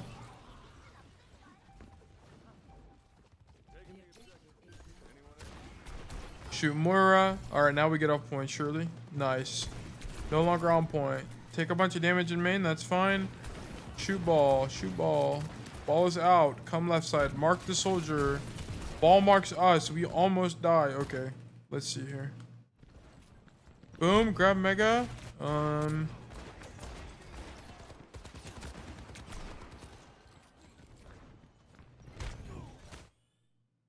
Wow, your team just gave space. They're all on the right side. This is tough. Because I think you're just kind of too late is the issue here. You're too late to mark him. Because here's what it just sucks. It just sucks. I don't even think you are too late, to be honest. Because here's the problem. You come to the angle and you don't actually realize it, but your team dives this Genji. And then as a result, the D.Va's like on this right side of the map. Your Kiriko TPs. Where even is she? What? Oh, she's mid TP right now. That's why I don't even see her. But she TPs. Lands with her and that Suzu. So now your team has no one in main alt to even mark the guy. And then you're stuck on the angle and you're dead. I think that you're just too late. I think you are just too late. Right? If we're going to mark the angle, we need to do it like... We need to be there like... Basically now. Like, honestly, we probably shouldn't even be... After... I mean, this kind of makes sense. So you shoot the Moira, then you go... To be honest, even here... I mean, but the ball is there, so you can't even really rotate there right now. It's more of like, here you needed to... dude, I don't even know. Like, the only way you would have prevented this death is if you were on the angle earlier. Oh, no, but you get the monkey. I mean, ball anyway. I don't know, bro. I really don't know in this situation. This is a really weird situation. You do get peeled by Kiri, so it works out, but like that was a I don't know. Good flank, really good flank. Nice job. Love this. I mean, the reason I'm going so fast is I just don't really have a lot to say. Like, a lot of this is fine. Okay, why are we emoting? Don't emote.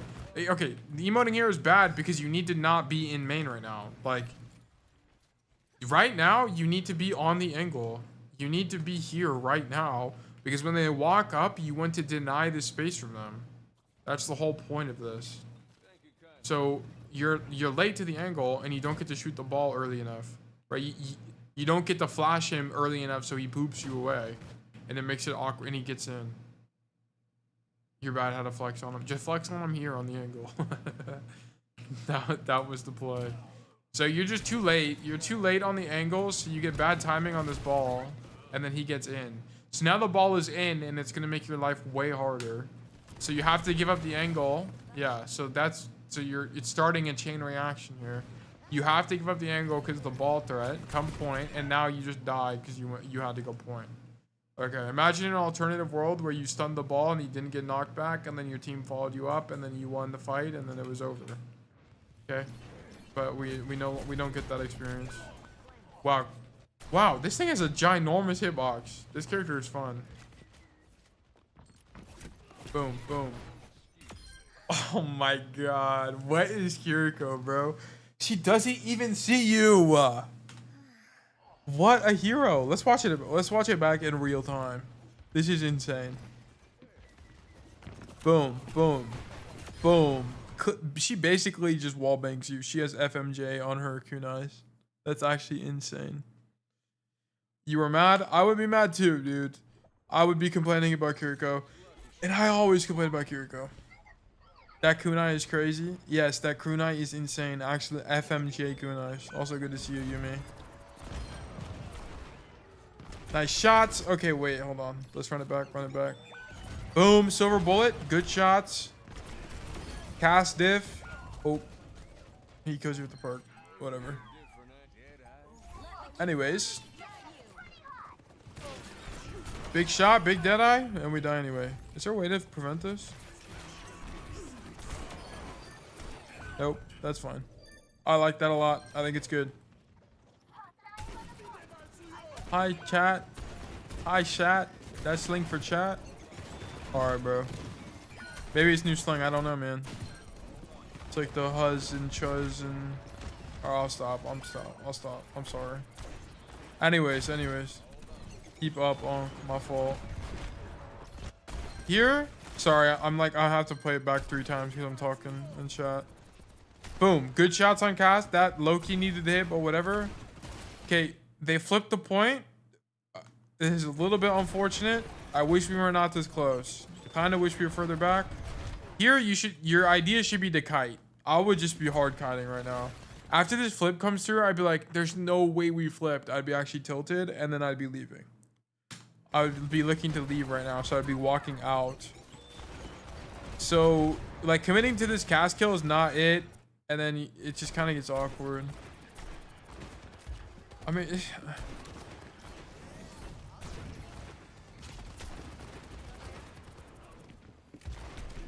Okay. Are we flanking? Okay, here just... I wish you would check where your team was. Right, you didn't check for where your team is for a single time. So here, as you're making this rotation, guys, remember, what do we do whenever we're in mid-rotation? We check to see where our team is. You would see that your Bastion died. So your Bastion is not there. So honestly, I kind of don't like you flanking. It's okay, but just keep in mind your Bastion is dead, right? Like your Bastion is just now coming back. So you're actually kind of early, but also this bomb is early. Also, why are we Poco bombing in 2025? Okay, I mean, I guess it's not a Poco bomb, but like, what is bomb? Whatever. The flank is not terrible. I just wish you checked to see where your team was.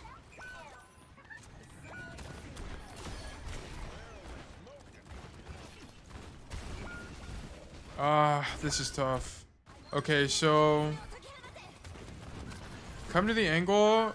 Force up my ball. Don't like the... I mean, the roll is okay because they could have reswung. Okay, so I kind of get it. Our tank dies. Here you roll to try to make a play because the fight's over. You have 2 people dead, now 3 people dead. There's no other way to win, so you have to do that. I don't know. This point so far is there's only been like 1 macro mistake that I can point out. Everything else has been largely fine by me. You're too early, by the way. This is way too early. Once again, okay, you do check to see where your team is, but this is just going to be... I mean, is it too early, really? Yeah, it definitely is. You're definitely a little bit too early here. You need your team to be in choke. You need your team to be like here, right? Because you don't really want to be in a situation where you're getting marked by a tank, right? Or anything like that. Man, but is it just coincidence that this guy just happens to be pathing this way? Why does this guy path this way? What's going through this guy's brain right now? So he's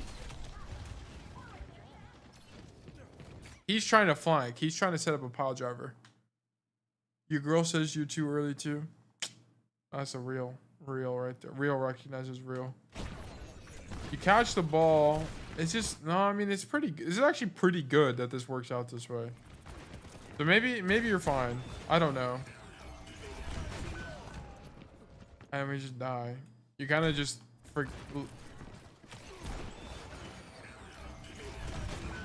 yeah. You kind of. I don't know why you roll here,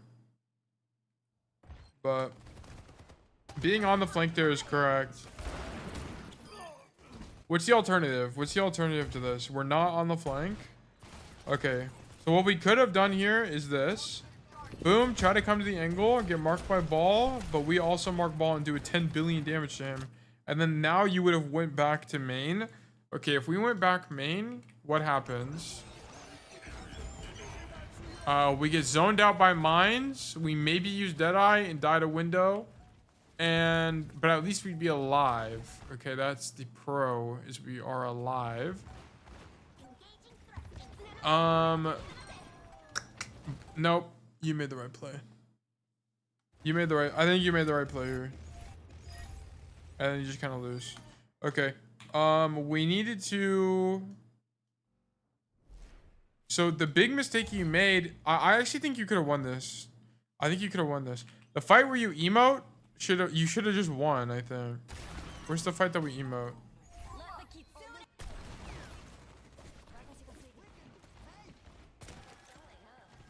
This fight, this is where you lost the game, by the way. It's literally right here. Oh, you did win.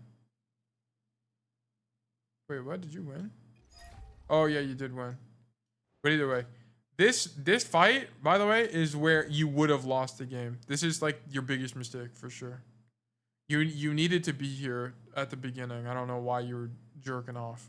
You needed to be here. Come here and then emote, okay? I don't care. Because then I'd be like, lol, nice emote. And then, yeah, but like, this is where you needed to be.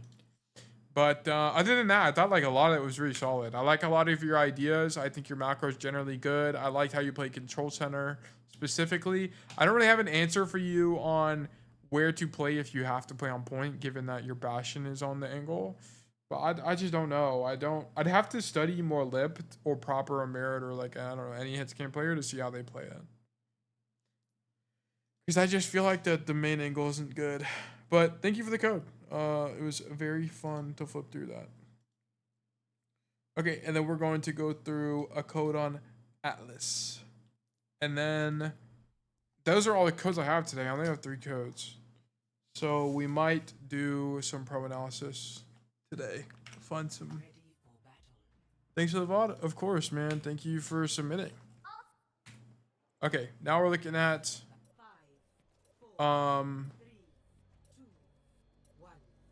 what map is this? Aatlis. More rook on Aatlis here. So here, I don't like coming to the side very much. At work right now, so I'll try and watch, but it's kind of hard. No worries, bro. You can always tune in after the fact. The recordings will always be up on YouTube. So here, I don't really like coming to this side because the fights are just kind of awkward. And it's easy to get flanked on the left side there. I just think this fight here on the right is easier for Cass. Easier and more effective for Cass. So I prefer this side of the map when I can. Also, we're kind of aiming at the floor a little bit, but alright. So you lose this because your soldier's AFK at the beginning of the fight. So I'm honestly not worried about this first fight. You were actually 4v5. Okay. Shoot down main. Is this a long game? No, you lose 0-3. Shoot queen. Okay, we need to hit shots on queen. Open up an angle. So I wouldn't be opening up an angle here. I think it's okay, but honestly, just shooting main in this situation is fine to put pressure on. Is this okay? I think it's okay. Right, but you would have been able to do this as well from main. As well. Like, I don't really know how to describe this. How would I explain this situation? Here's what I would be doing right now. Maybe it's better just to demonstrate. Boom, shoot queen, shoot queen. Flash queen. If I'm still in range, roll backwards. Shoot queen, shoot queen, shoot queen. Shoot queen, shoot Genji. Follow up with tank, and then I'm opening up an angle. Is how I would do this. How I would not flank to open up this angle, because the problem is in this time that you flank, it's a little bit long. They can do a shouting. They could have done a shout, like a better shout engage and killed you all, right? And you would have just been flopping over on the flank here. I don't think the idea of this is incorrect, but I actually think you need to play main here, because now, like, look at all this downtime and your whole team just dies. Right? Like, I'd rather you just played main and died with your team, to be honest, than flanking here in this situation.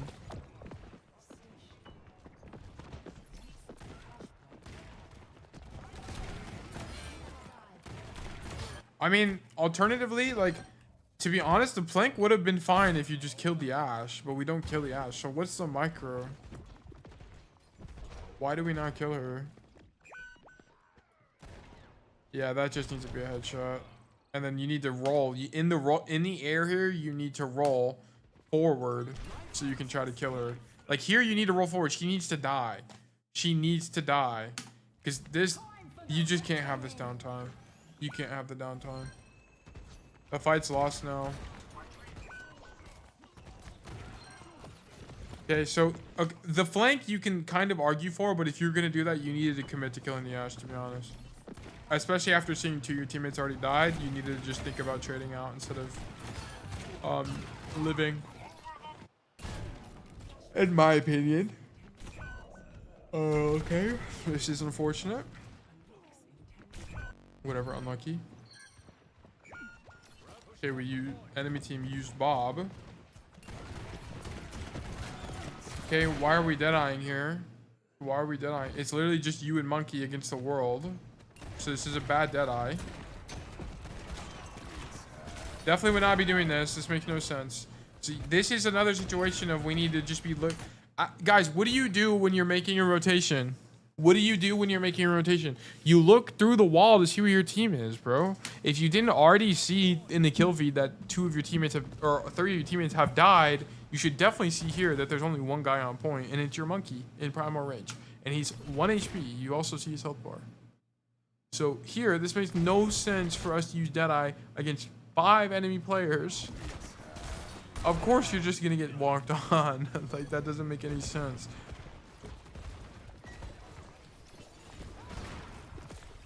Okay, don't like this roll forward. Why are we rolling forward here? Just walk to the angle. Only roll if it's time sensitive. Like, I don't like this. Like, stuff like that gets you killed all the time. Nice shots. I like the angle, by the way. Good angle. Nice roll through the queen. I was actually just about to mention that. Perfect roll through the queen. Great demonstration of this. It actually makes him dodge the axe, which is fantastic. Nice roll on the axe. Or sorry, on the knife. Perfect. Boom. Good kill. Nice job. You actually carried this. This fight you carried. Great job.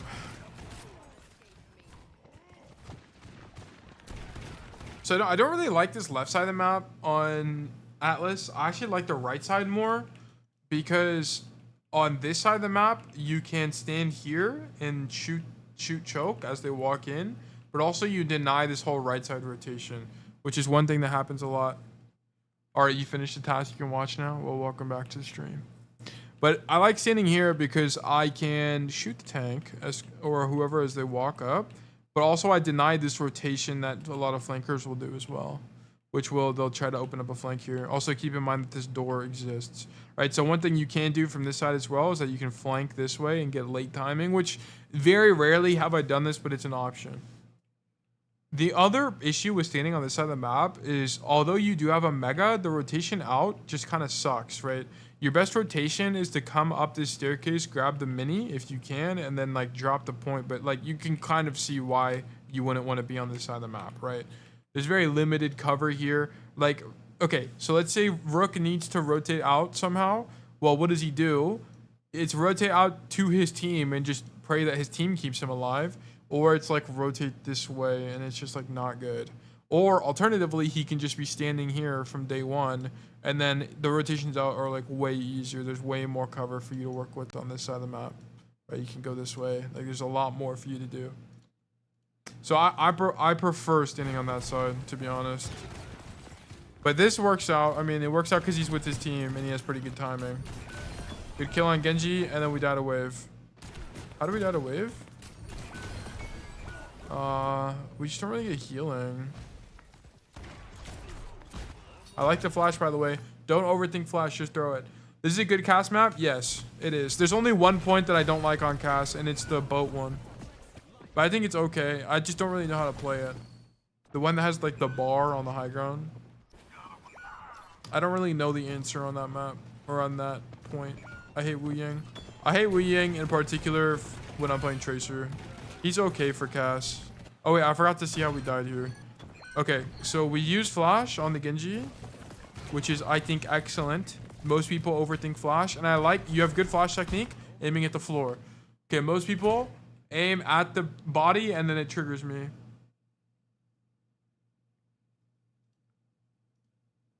It actually makes me irrationally angry. Irrationally angry. I like the shot discipline, but we just take a bunch of damage and die. That's just unlucky, honestly. This death is unfortunate.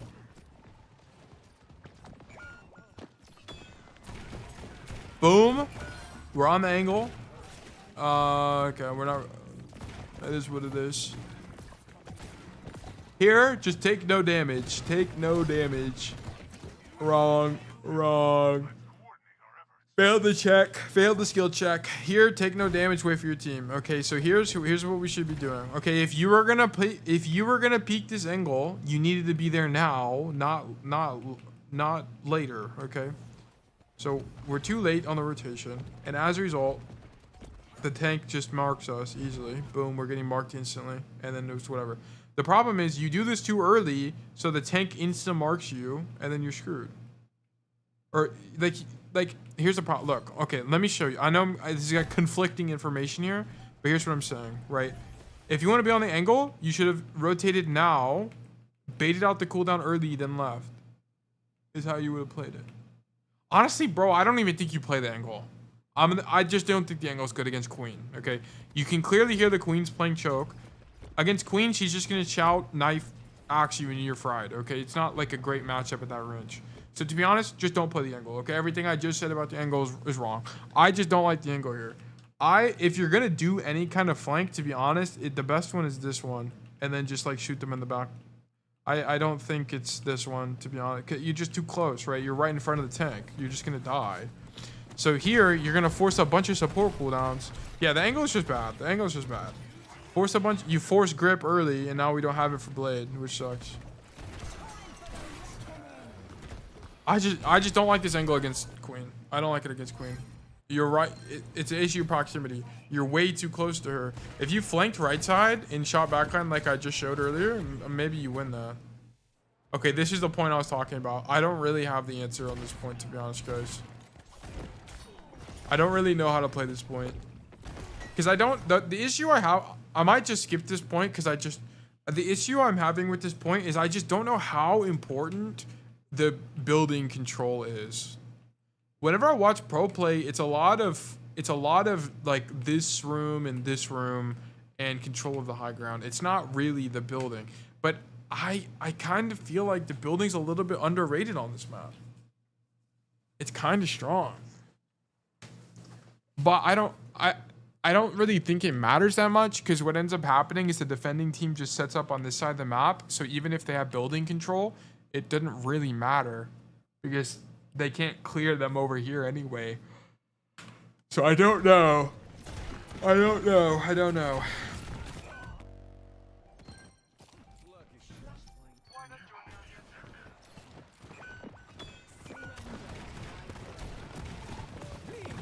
Okay, we definitely could have killed Lijiang here. Nice shot. Wait for our team. Wait for our team.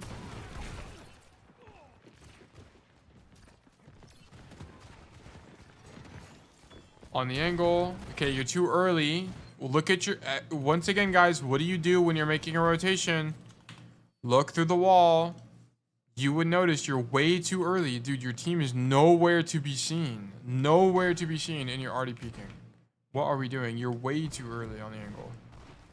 Do you force them all to rotate? Yeah, so it's actually quite good, but you could have had better timing here. So you make a ton of space. Okay, you actually just die. You make a ton of space for your team, but you die for it, and so does your... actually, literally, your entire back line. So this was an issue of you were too early. Too early. Wait till your ball takes space. Wait till your team walks forward.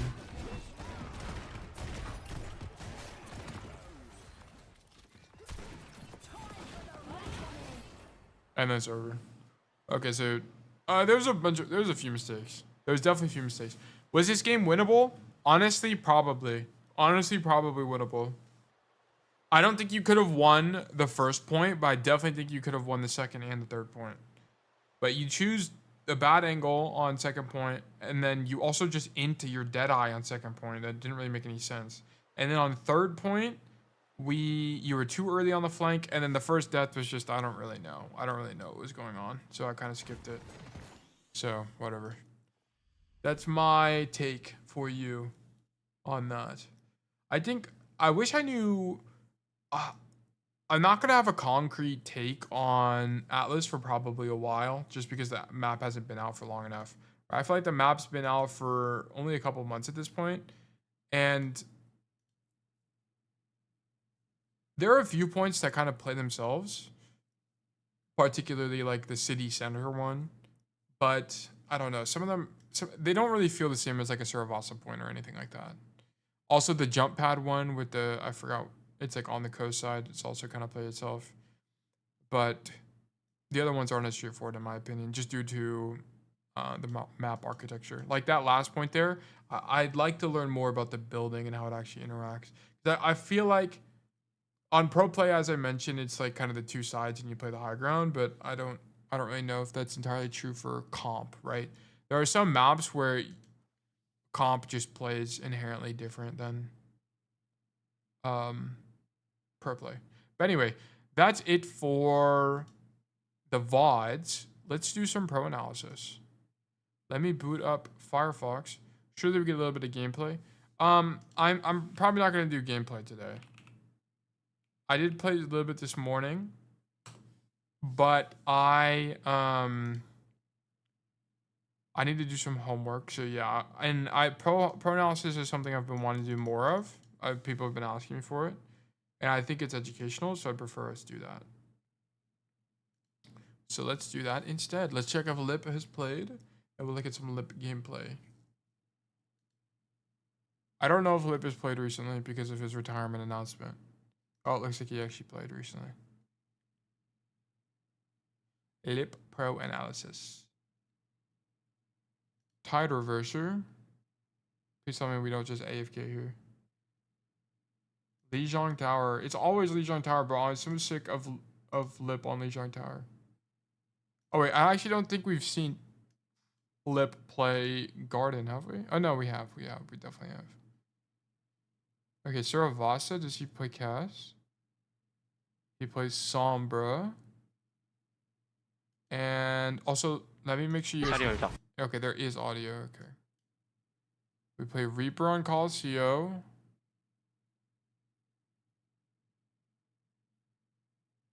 We play Sombra on Ilios.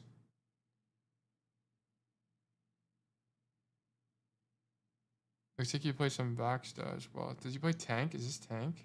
No, that's Freya.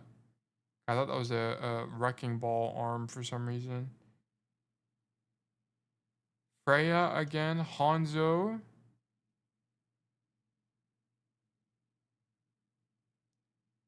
Cass on Hollywood. Perfect. Literally perfect. We'd love to see this. Okay, so we play Cass on Hollywood. Wow, the quality is actually potato. Hold on, let me fix this real quick. Boom. Fixed. Also, I'm gonna restart my recording. Here we are. Thoughtful Goddess is his username. All right. Also, I need to not get copyright struck by this music. Did he turn it off? Okay, he did turn off the music, so we're not gonna get copyright struck. Is he a cast player? Lip is one of the best cast players in the world. He's not a cast one trick, but the thing to understand about pro play is Lip is the hit scan player for arguably the best team in the world, Crazy Raccoon. Okay, there's also Team Falcons. In the hit scan players, there are, I mean, it kind of depends. All of them are like super flexible. Like Stalker plays it, Sojourn sometimes, Proper sometimes, but they also have Merit, who is a hit scan player. But anyway, Lip has been around for a very long time. He's played a lot of heroes in different metas. So he's extremely experienced. Also, Crazy Raccoon's coach. Crazy Raccoon just has really good macro. And Lip is just a really experienced world champion level player. But anyway, he is a cast player. But he's not a cast main or anything. I think he probably has the most time on, if I had to guess, probably Tracer. As most players do. Just because Tracer is the best solo queue hero in the game.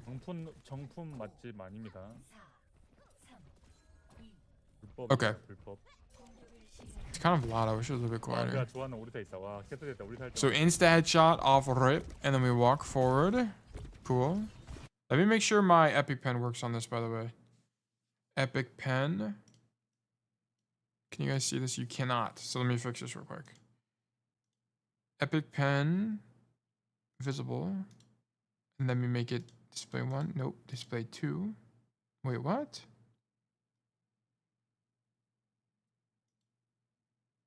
What are you looking for specifically when reviewing pro players?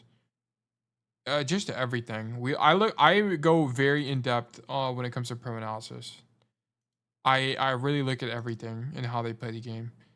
Yeah, my best mate's top 500 and plays Tracer quite a bit. Yeah, Tracer's the best. I hit GM3 as a Tracer one trick. I think Tracer has the highest skill, one of the highest skill ceilings in the game, but I actually think with some level of diligence, she's quite easy to pick up. And then it's just a lot of reps. Like, you just need to play Tracer a lot. But on pro analysis, okay, so whenever I do pro analysis, I'm trying to learn as much about Cassidy as possible from the best players in the world. Right? So how do they think about macro? What do they think about risk reward? Are they making mistakes? What are the common mistakes they're making? How are they using their ultimate? What perks do they pick? That's all the stuff I'm looking at. Whenever you guys do pro analysis, you should be really looking at it from the perspective of what are these guys doing that I'm not doing, and how can I incorporate that into my gameplay? It's like where you should start, and then you can start having more nuanced conversations about this kind of stuff. But one part of the metagame on Hollywood, as you can kind of see here, is if there is someone on the high ground, it's kind of your job to ego that guy off the high ground. And this is really consistent. So they have a cast there. Lip re-swings here because he kind of just bets that he's going to get healing. Also, he knows the enemy cast is going to drop. Literally just lost on this map. It's a tough map. I actually probably think he swaps at some point. No, he stays cast the whole time. Okay. Second point attack is really brutal, depending on the situation. So here, just notice this. Boom, spams out the cast, half HP, demands resources. He has both Aqua Ring, or Water Ring, and is pocketed by the Ana right now. He goes wide. Gets Zarya Bubble, because he's playing aggressively here. But he doesn't make the rotation. I really kind of don't know why he doesn't rotate here. Oh, there's a Venture in the corner, but I feel like with this bubble, you should have rotated. Here, especially with this roll forward, like if you're, I feel like the intention with the roll is to make the cross into the high ground, like walk up the stairs. I don't, or even go into alley. I think going into alley is probably not the right play because if he does that, I think this Orisa that's over here in main is just gonna jab spin in and he's gonna die. So I don't think going alley is the play, but I think going top would probably be. I think him and Jasmine must be saying something. I don't know what, but they must be. I mean, I don't speak Korean, but he must be saying something about like waiting for a teammate or something. I don't know. I have literally no idea. Okay, Tracer's dead. Okay, so he takes an off angle while his tank is still in main. Cool. Even with the Orisa here, he does it, by the way.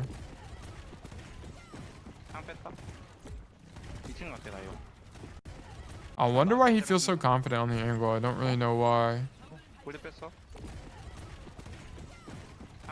I mean, he has roll, right? That's basically it, right? He uses roll to get out of the angle exclusively.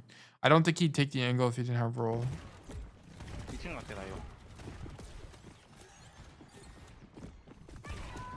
So he's doing this because he doesn't feel like he can make the rotation safely some way or somehow. I don't really know why though. Right, the Lijiang is able to make the rotation, so I don't know why he's not.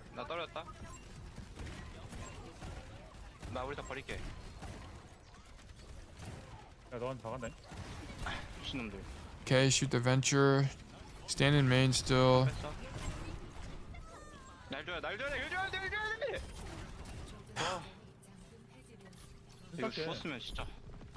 He doesn't go high ground at all. I don't really know why, guys. Why would you not? They're playing Cass, but the Cass is on the floor, right? He's not on the high. It must be he doesn't want the venture 1v1. I've talked to some people. I've talked to more people about venture, and a lot of people are convinced that venture, it's not like a purely winning matchup for Cass, which I can understand. I think the 1v1 with venture is a little rocky, and pun intended. But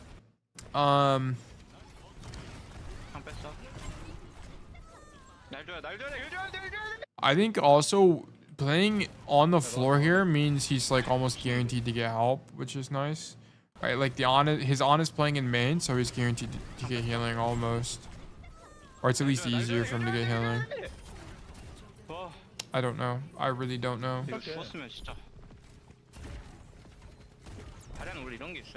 Okay, I wish I could like turn it down even more. Oh, I can. Okay. Yeah, I feel like Lip played this wrong, guys. You never versed a good venture. I don't know. Like the venture thing, I'm open to. I'm open to it being a worse matchup than I think. I'm not too sure. But guys, I'm gonna be honest. I think Lip misplays. I don't think being on the floor is good here. I really don't know why he doesn't go high ground. I'm gonna be honest with you guys. It must be something that he's communicating with Jasmine, or he's just like, I'm just not convinced this angle is better. Like, especially here after he, ow. Especially here after he kills the Lijiang, I think the rotation, especially after he sees the Orisa drop, right? Why would we not just make the rotation?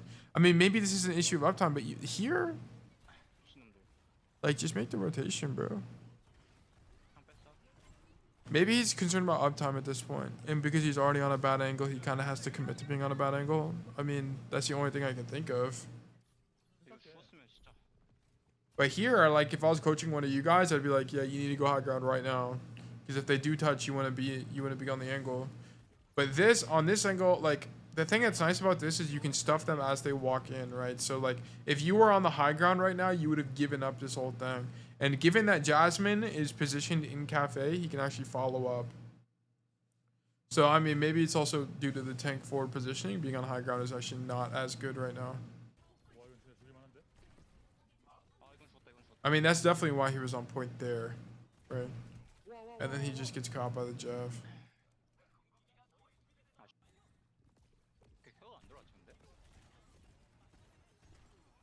Okay. Headshot the guy on the high ground, so he drops. Eat Wu Yang spam because it's broken. Look at this, by the way. Oh, pros do this all the time. Or Lip in particular does this all the time. Boom, random prediction flash. And then he's like, whatever, and then leaves.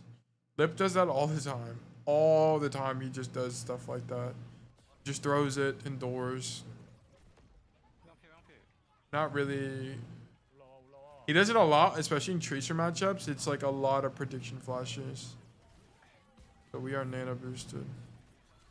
Okay, I also think he misplays here. Oh, you can coach. Yeah, we got drops. I'm in the drop thing. Should be getting him. Here. Yeah, why are we rolling forward, Lip? Lip. This is what I'm saying. Like, even pros don't make good decisions. I don't think this is correct. Like, cause the problem. Why does Lip Deadeye here? By the way, guys, because he used roll earlier. He needs to stop doing that. I really don't know why he rolls forward. He's like the 5th VOD of watch of him where he does that.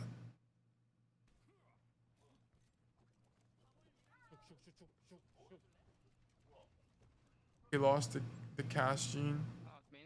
He's still good at cast. Like, there's still stuff to learn from him. You know who I think is actually better at cast that I've seen is actually Kyo. Kyo has a really good cast in solo queue. He's a French player. He's really good. Lip is just better. Like, I think Lip has some of the best macro in the game. Like, really good DPS macro. Because he's just been around for so long. And he's on Crazy Raccoons. And he's my favorite player. So here he's not rotating the high ground because I don't really know why. There must be someone else over there. No, we're just in main.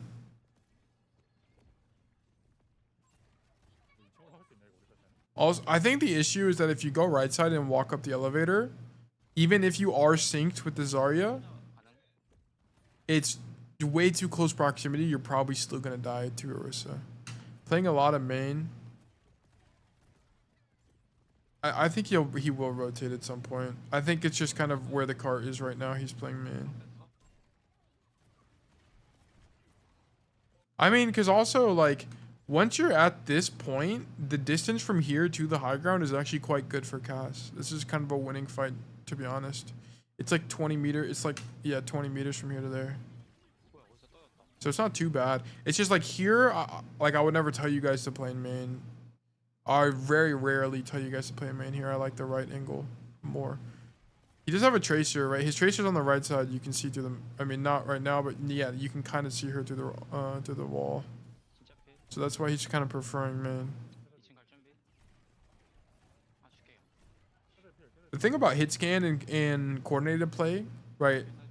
Like if you were on Crazy Raccoons and you were playing Cassidy for them, you would be playing main a lot more. Like you don't really flank in coordinated play because hit scan is like 80% of your damage. I mean, that's an exaggeration, but hit scan, the burst from hit scan is the catalyst for kills for your flex DPS, essentially. Okay, so now he dies in main and then now he goes high ground. Makes sense. And then they just cap. I don't know if they don't. Lip doesn't drop, by the way. I know some of you guys would have dropped for the venture. Doesn't drop. Good flash. Still doesn't drop. And then drops when the fight's won. Okay, we have Deadeye. I wonder how he's going to use Deadeye. I actually have no idea what the game plan is. Oh, let me make it bigger, by the way. Sorry, guys. There we go. Okay, shoot Orisa. Okay, we just die. Is this unlucky?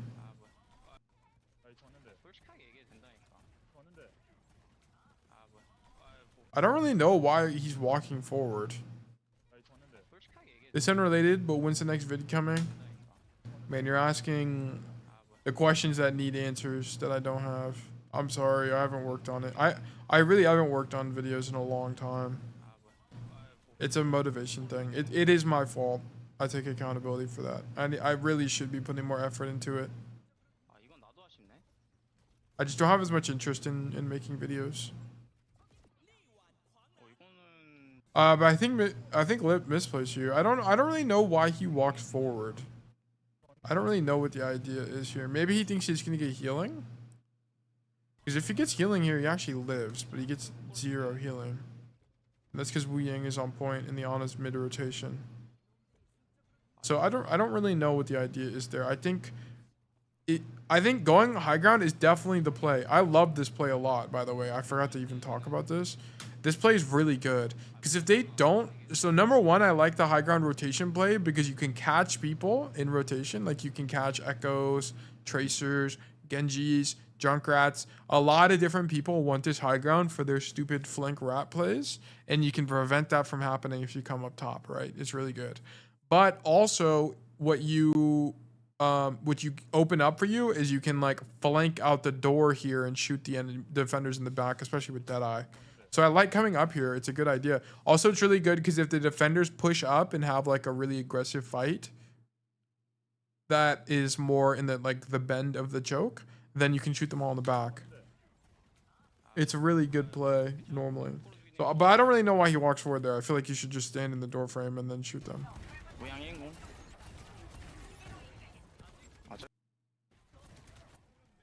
Okay, poke out the Orisa. Okay, and we're just main botting.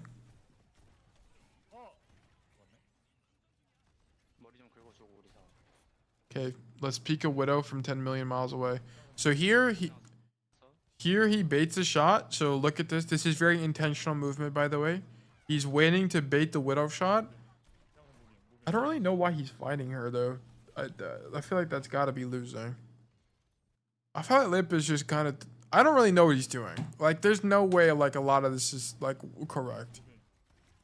Is it really correct for him to challenge his Widow from this far away? Come on, guys. Let's be real with ourselves.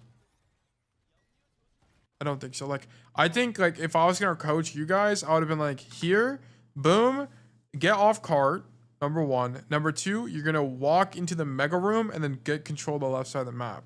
Like, I don't really know why he's doing this. I really don't understand it. Ow, my ear. I really don't. I don't know what the idea is here, to be honest with you. I don't feel like this is correct. Like he's the guy on cart, but there's also a Wu Yang here, I think, right next to him. Yeah, there is. And the Tracer. I don't think standing main there was right, guys. There's almost 0 chance it's correct. I'm gonna be honest with you. I really don't get it. He also didn't get Silver Bullet. I don't know what Lip is doing, bro. I feel like Lip is kind of trolling. You definitely get Silver Bullet here. Maybe Lip just isn't a cast player. Maybe he isn't, bro. Because the more I look at this, the more I'm like, this guy's kind of lost. I wish... Too bad Ark doesn't stream. It would be a lot more informational. Because Ark is a one trick.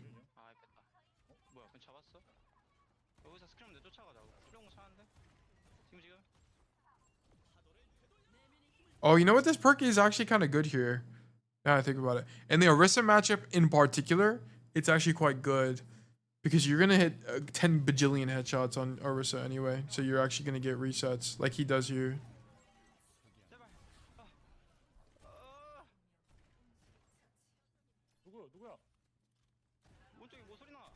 Maybe I should take it in the Orisa matchup more. And then here he just plays back man. He doesn't go left side at all.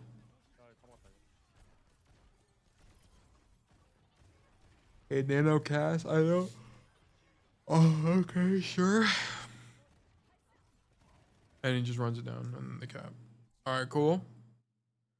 He's playing his life a bit more. He's died 4 times. I don't really think he's playing his life. Like, he's disciplined, but like, I don't... You can't tell me that... Where even is it? This is playing his life. This is crazy. This is actually just ego. This is all ego. But yeah. Okay, the only thing I didn't mention here is he... Once the cart gets to choke, he gets off cart and then plays the left angle. And spams it out. and then he rotates main once they win the fight. He doesn't really make any plays. That's kind of the thing, though. Like, there's no playmaking happening here.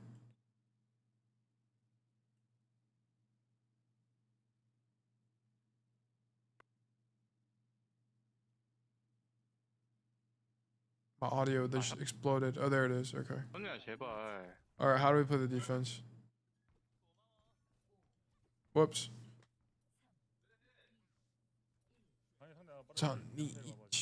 Or something. All right. Now they're on Widow, so surely we just... There's no way. There's just no way this is correct. Guys, how could this possibly be the right move? Well, I mean, I guess shooting her is the only thing you can do. Maybe he does this. Okay. Hear me out. Maybe he fights the Widow because the Widow knows that he's going to unswing, but the Widow misses on his left. So the Widow is reacting to his movement. She's not like predicting the unswing. So I don't actually, or she misses on his right. So she's aiming on his left right now. Or to the left right now. So I don't know. I don't really know why he's egoing the Widow as much as he is.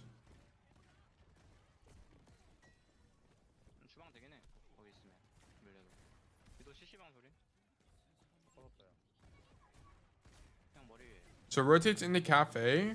I think he rotates into cafe because he's kind of late on the rotation. So here, boom, they all cross. So he's a little bit late, so his actual best rotation is to cafe. Alternatively, he could have went dumpster, like where his Wu Yang is.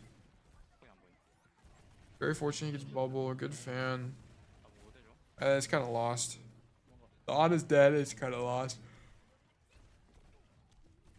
Once the venture comes out, he tries to flip the map here, but the Ana being dead is really brutal in this situation. There's not a lot to do. He could have made any play there, to be honest.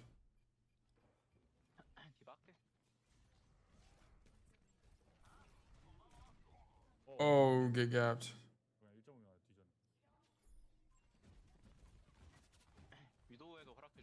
He's 62-30 right now, by the way, guys. If you guys ever wondered about pro accuracy, that's actually crazy accuracy.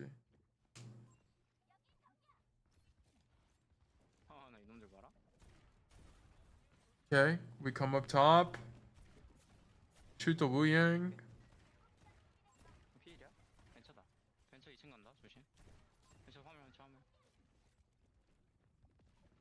Okay, then we just stand on this angle.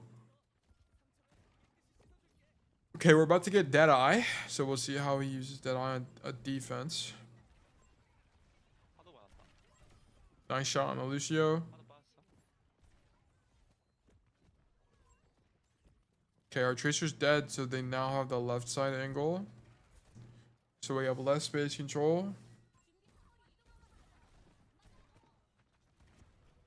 Wu Yang and Lucio are left side. Venture is pushing, respects the Venture, and kites early. Okay, is this lip? It is lip. Yep. One thing, guys, that I see from you guys all the time is that you do play the high ground, but you don't rotate off this high ground fast enough. Like, notice, once he sees, okay, so the chain reaction is this, okay? Boom. Tracer's on the angle. Our Tracer dies, so he knows from a macro perspective, his team will no longer have control or any way to stop rotations through that mini room. So it's kind of a matter of time before the enemy team pushes up and starts taking high ground or finds a way to do so. Right? Wu Yang crosses into the left room. Lucio crosses in the left room. Venture's already on the high ground. So now all signs are pointing to the enemy team is going to take the high ground soon, within the next 15 seconds. So he's just going to kite early. Okay. So he kites early, perfect. So the chance of him dying is like 0 now, at this point. Yep, see, the Cassie's there now. It just domed the Wu Yang. Really good. Curie ult there. Drops against the hazard threat. Doesn't actually stay on the high. So like, why doesn't he greed the high ground here, guys? I don't really know. Well, if you're down 1, it should be in your mind, well, shit, quick, gotta move or commit. Basically. But it's less about being down one in this situation and more of space control, right? Because you want to be on high grounds anyway because the position is just good, but there's just no way for his team to prevent the high ground rotation, so he has to give it up. Whenever I get on that bridge, I get drunk and fall off whenever I try rotating out. That's just practice. It's just reps and understanding you get a better feel for it over time. But yeah, never fall off there. You're pretty much always gonna die if you fall off into main. It's really bad. Okay, so here he gets pushed up by Hazard because he doesn't want to get one shot by the slash. Goes back to high ground. Why? Because it's really good. The high ground on this map is really good, and it's the most important part of the metagame on Hollywood. So he comes back up here to fight the Cass. I don't really like this fan. I think it's the first fan. The second fan is actually definitely recommended. 100% I would recommend fanning here for the kill. But the first fan I'm not a big fan of. At that range, I'd rather you just get one shot in. 1 or 2 shots in. But the problem with the Cass matchup as well is sometimes you'll have match situations where like the enemy Cass will fan and you just die faster. Even though he misses more shots, you just die faster because the time to kill a fan is shorter. So I think that's why Lip goes for a fan here. Because if he doesn't fan and the enemy Cass does fan and you lose, it just sucks. And esports streams? What do you mean about esports streams? I don't think I'll do like live games. Maybe I'll do like majors. I'll watch majors and do a watch party. But I don't think I'll ever do like, oh, like my scrims. I may stream scrims. I mean, but the problem is I don't play cast in scrims, so I just play Tracer. So you guys wouldn't really be seeing anything. I play with the dive team. It's helped me get a better understanding of lane control and how some of the macro works in Overwatch. What is this doesn't make any sense. This is just bad. So you're down 1. He definitely can make the rotation here, right? Boom, he gets tagged, but he definitely can make the rotation. Let's be real. He has roll, right? You'll be down for some Tracer coaching. Yeah, I think I'll do Tracer coaching in the future, and it definitely before Sojourn. Definitely before Sojourn, I'll do Tracer coaching. But this peak here makes no sense. Like I don't know why I lit peak here. This is so lame. Makes no sense. Okay. Bottom left door. Why do we come bottom left door?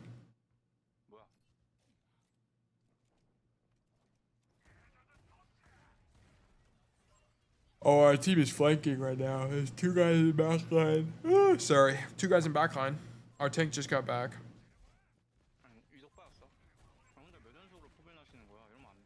I think bottom left is fine.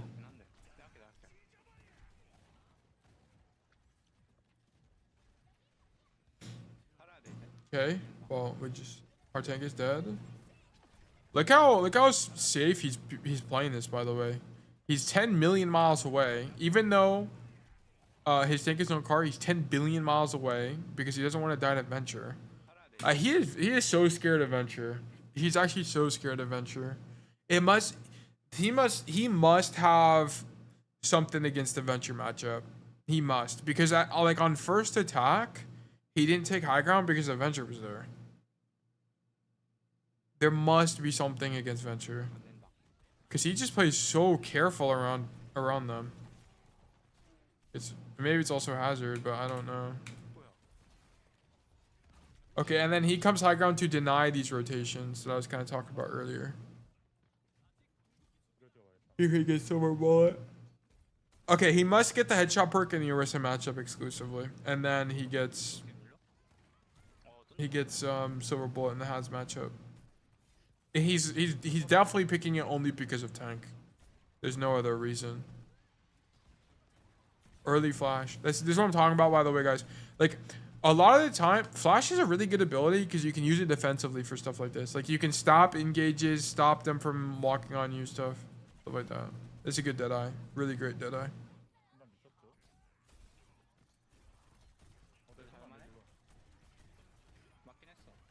Good shots on Cass. Or on Has, not Cass, my fault. Shoot, Lucio, we're really wide in mid.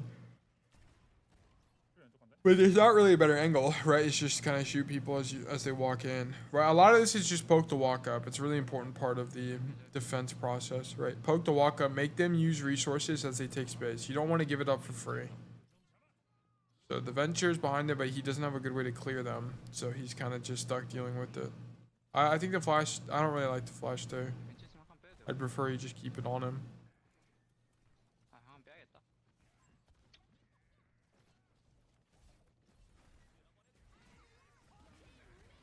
Okay, so okay, so here's one thing I'll point out, by the way.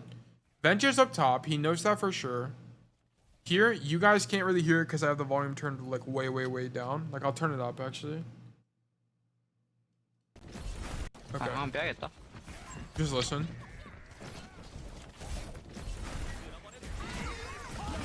Okay, he definitely heard the break, and he definitely heard the hazard. And notice how he literally does not care. Because what is Lip trying to do right now? He wants to shoot backline. He wants to shoot the backline as they swing, aka the enemy Cass, and I forgot who the other support is, but the other enemy support. That's what he wants to do. But none of them swing, so now he has to deal with these guys instead.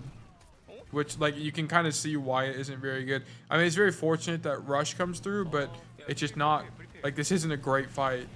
He'd rather just one-tap backline with Silver Bullet. And then he gets caught. Here, I don't really, I mean, here he just needs to have no hesitation to rotate out.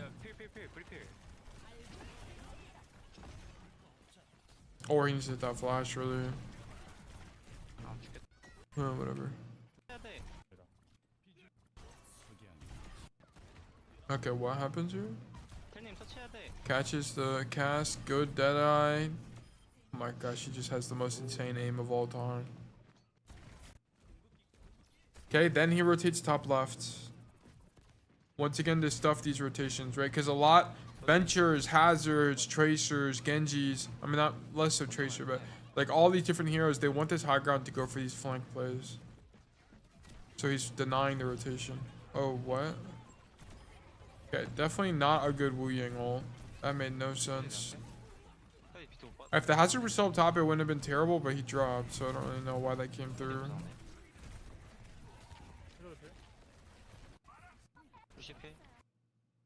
I think they just win. I'm gonna be honest, guys. Nothing insightful from this Hollywood VOD, other than he must have some hesitation against the Venture matchup. And then he plays high ground a lot on defense and attack, which I think on third, which I think makes sense. Because it's all about denying the rotation. Also, because on this particular point in the map, defending on the bottom is just not really that good. Because like here, for example, like if let's act like the cart is right here, where my cursor is, this fight just kind of sucks for Cass. The range isn't that good. It's really easy to get pushed. It's just kind of bad. So alternatively, you go high ground, and I imagine if there was no one there, you'd look for some flank plays. You'd look to do something a little bit ratty. But anyway, that's that. Is there any more Cass? There's Cass on Suravasa. Okay, so I'm going to watch the Suravasa game, and then I'm probably going to call it for today's stream. No bans. Aura. Raw aura. So that guy goes Tracer, so he goes hit scan, which is Cass on this map. Alternatively, he could go Sojourn. In solo queue, you can also go Soldier if you want. Big TP. I assume he goes right side. Or he goes left side and then hugs the left wall.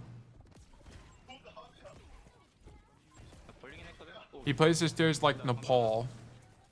So I'm not a big fan of this. I don't like playing wide on these angles because the problem with this is you demand a lot of resources typically. Albeit you are more lethal. So they're playing a dive comp and they're super split. Good flash.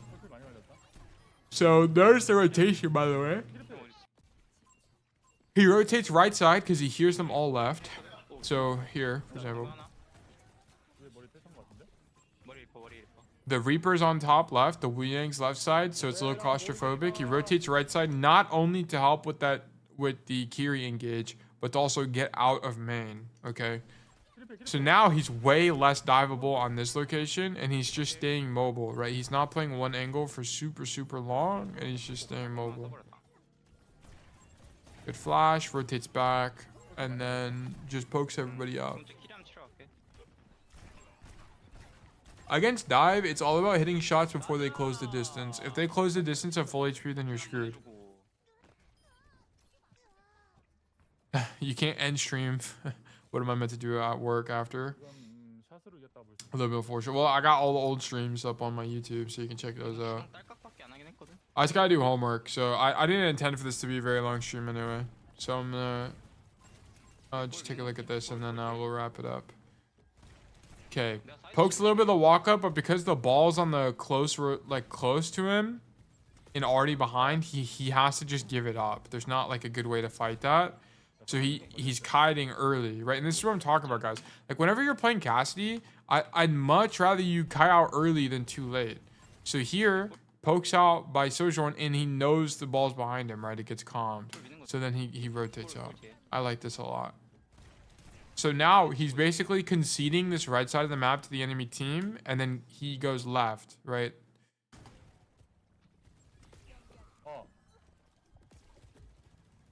And then once again, it's just about making distance between him and the dive, right? So he's far away from everybody. He gets kind of stuck here mid-rotation because the enemy team actually ends up rotating to the left. So now he has to commit to something. He does so, and then he also dead eyes for space.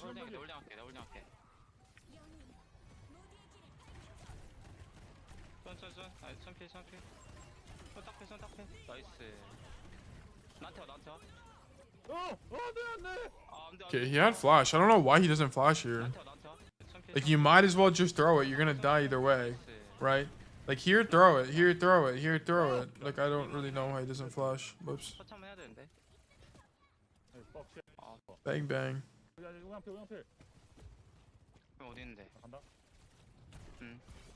Good flash. Oh, he's dead. He's definitely dead. Yeah, that's unfortunate. Is this a positional error?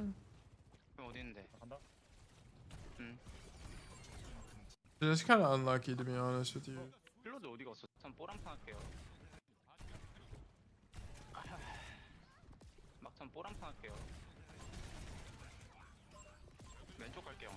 So here he tries to fish or something early and then just rotates on good timing. It gets out. And then that was about it on that. And then he comes back. Man, just gets a sick 2-tap and then he's chilling.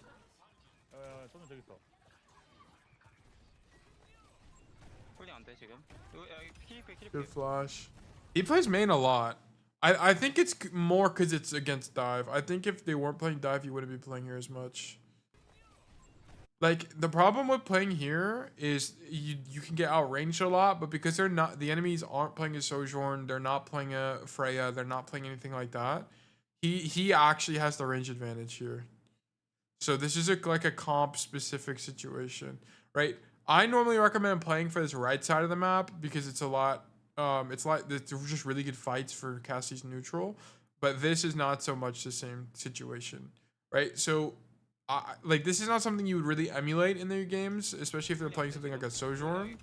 But oh wait, they literally are playing Sojourn. Wait, what? I think the Sojourn is misplaying then. Have they been on Sojourn the whole time? They have been on Sojourn the whole time. Oh yeah, there's a weird glitch with the new mythic. I hope they fix it every time you step. Oh yeah. If you're slept or stunned, you like, it still has, it acts like your gun is still out, basically. Like you're not actually stunned. It looks weird. Okay, what is this, Deadeye? I don't know. Maybe he just plays main no matter what. He kind of plays it like Nepal Shrine. Kind of like this similar idea.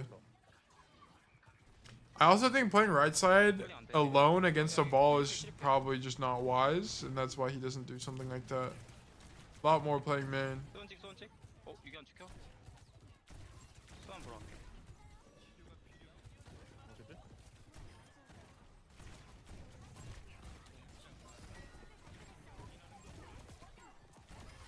Okay, nice kill. Oops, I keep muting it on accident. So here's the thing, like between, so a lot of you guys, so here's the thing about Lip, right? Lip has insane aim. So what'll happen is he'll swing an angle like this and get a 2-tap. You guys will do stuff like this too, and the problem is you won't hit enough shots, and then you die or you're forced off the angle. Lip is just good enough where he can hit shots where plays like that are just good. So like what would happen is, like, if I was playing, here's what would happen. Boom, boom, I'd hit maybe 2 shots, probably both body shots, and then I'd be losing the duel, and then I'd have to unswing, and then I have to give space. But that doesn't mean I made the wrong play, it just means that I didn't execute mechanically on the said play. That's the only thing. So here this flash is bad, by the way. He already pile drived, what are we flashing? He got the wrong perk. Definitely got the wrong. Oh, maybe he wants the fan ball. Never mind. It's probably fine. I'm kind of 50-50 on fanning ball. I just think silver bullet's just kind of too good, to be honest.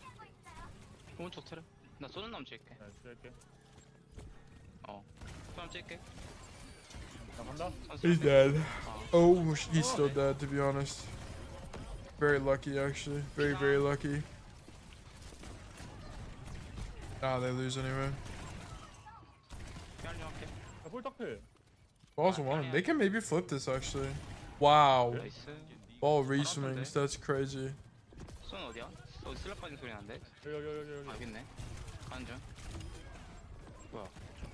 Oh. Unfortunate. Good headshot, though.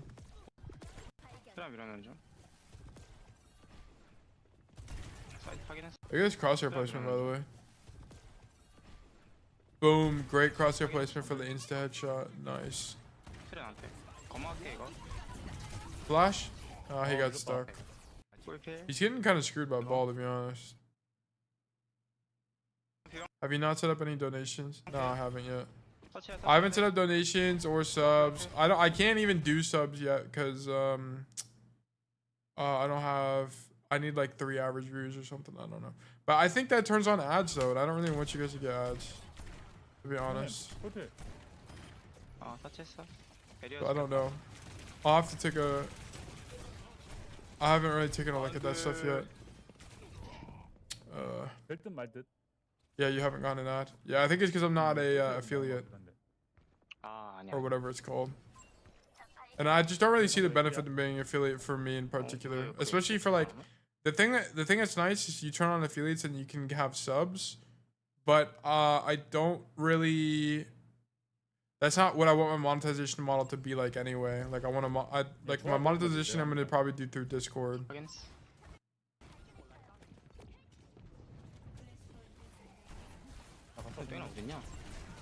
Okay. So he balls, okay. So look at this Deadeye, by the way. This is a 6 Deadeye. Deadeyes? So the ball is now stuck. Okay, what the hell is this ball gonna possibly do to get out here? It's really tough for him to do it. So the ball has to swing out. He's gonna take a shit ton. Oh, why does he draw early? I actually don't know. I think he draws early because of Wu Yang ult, actually. Yeah, I think he does. How does it work through Discord? So you can add a monetized role. Okay. So there was a Valorant content creator named Wahujin, and what he used to do is he had a Discord of which he would monetize by having like a role you could buy, and then it would give you a higher percentage chance of getting VOD reviewed every week. And essentially what I'm going to do long term is a model very similar to that, because we're going to get to the point where I just can't VOD review everybody. It's just not going to be possible. We're not really there yet. We've had some weeks where it was like that, but we're not at the point where it's like literally every single week is too many people. But we will get there eventually, and that's when I'm going to start having a monetized role. just to make it more likely for people to get selected for coaching. I'll still do coaching for free, but it'll just be like I'll reward people who tune into the streams. I'll reward people who are active in the Discord. Like just have more incentives, participation incentives. I think it's a healthier way to do monetization for coaching. But here, by the way, guys, so here he's after this whole shenanigans with this Lijiang ulti, which is terrible. I don't know why Lijiang ult is thrown on Cass. It's kind of not good. He marks the Tracer, so the Tracer headshot forces her out completely, basically. She's gonna have to, I don't even think that mini is up, but if it is up, she has to go grab it. And then he pokes out main, realizes his tank is still alive, so he comes far right side, like this. And stages high, right? Because it's way harder to kill him. It's way harder for the dive to deal with him on the side ground. This position is really good against dive. And then he just kind of gets unlucky at shot there, to be honest. Let's go. Okay,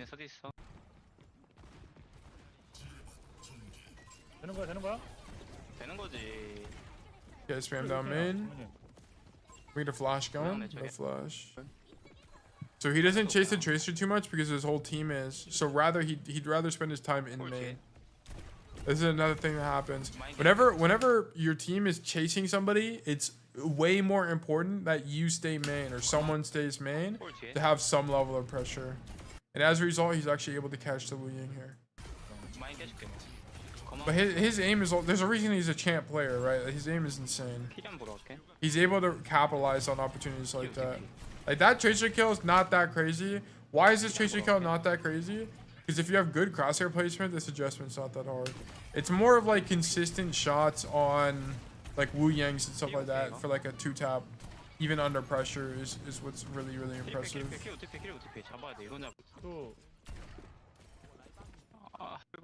Okay, also notice this. So kill the Tracer. He knows the enemy team is going to be rotating out, especially people like this ball. He follows them because all the pressure's on them to live. So he knows that he's probably very like 90% chance, 80% chance he's not getting engaged on here.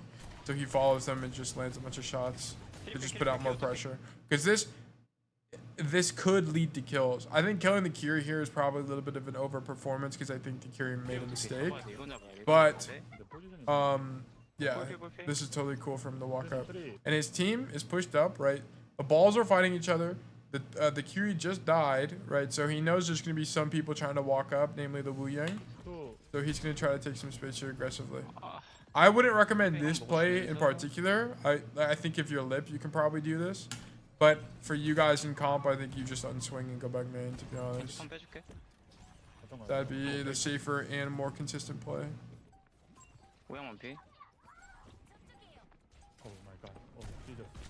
So he doesn't look, so what's interesting about this is he doesn't look to like intercept the touch, by the way. Like some of you guys I think would walk closer to the door and look to like body block or stun somebody really early. But rather he looks to catch the touch. He knows it's going to happen anyway. So he plays in a safer position and just stuns whoever he can, really. So he's playing his effective range. Oh, my Siri went off randomly. Anyway. But yeah, so he, like, that 2-tap is crazy.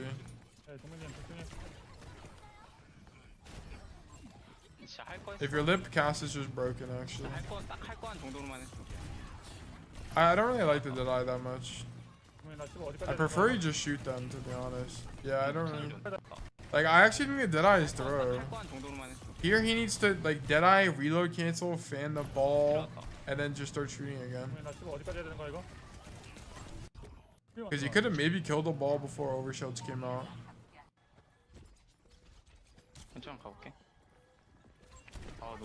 Wait, what? Look at this.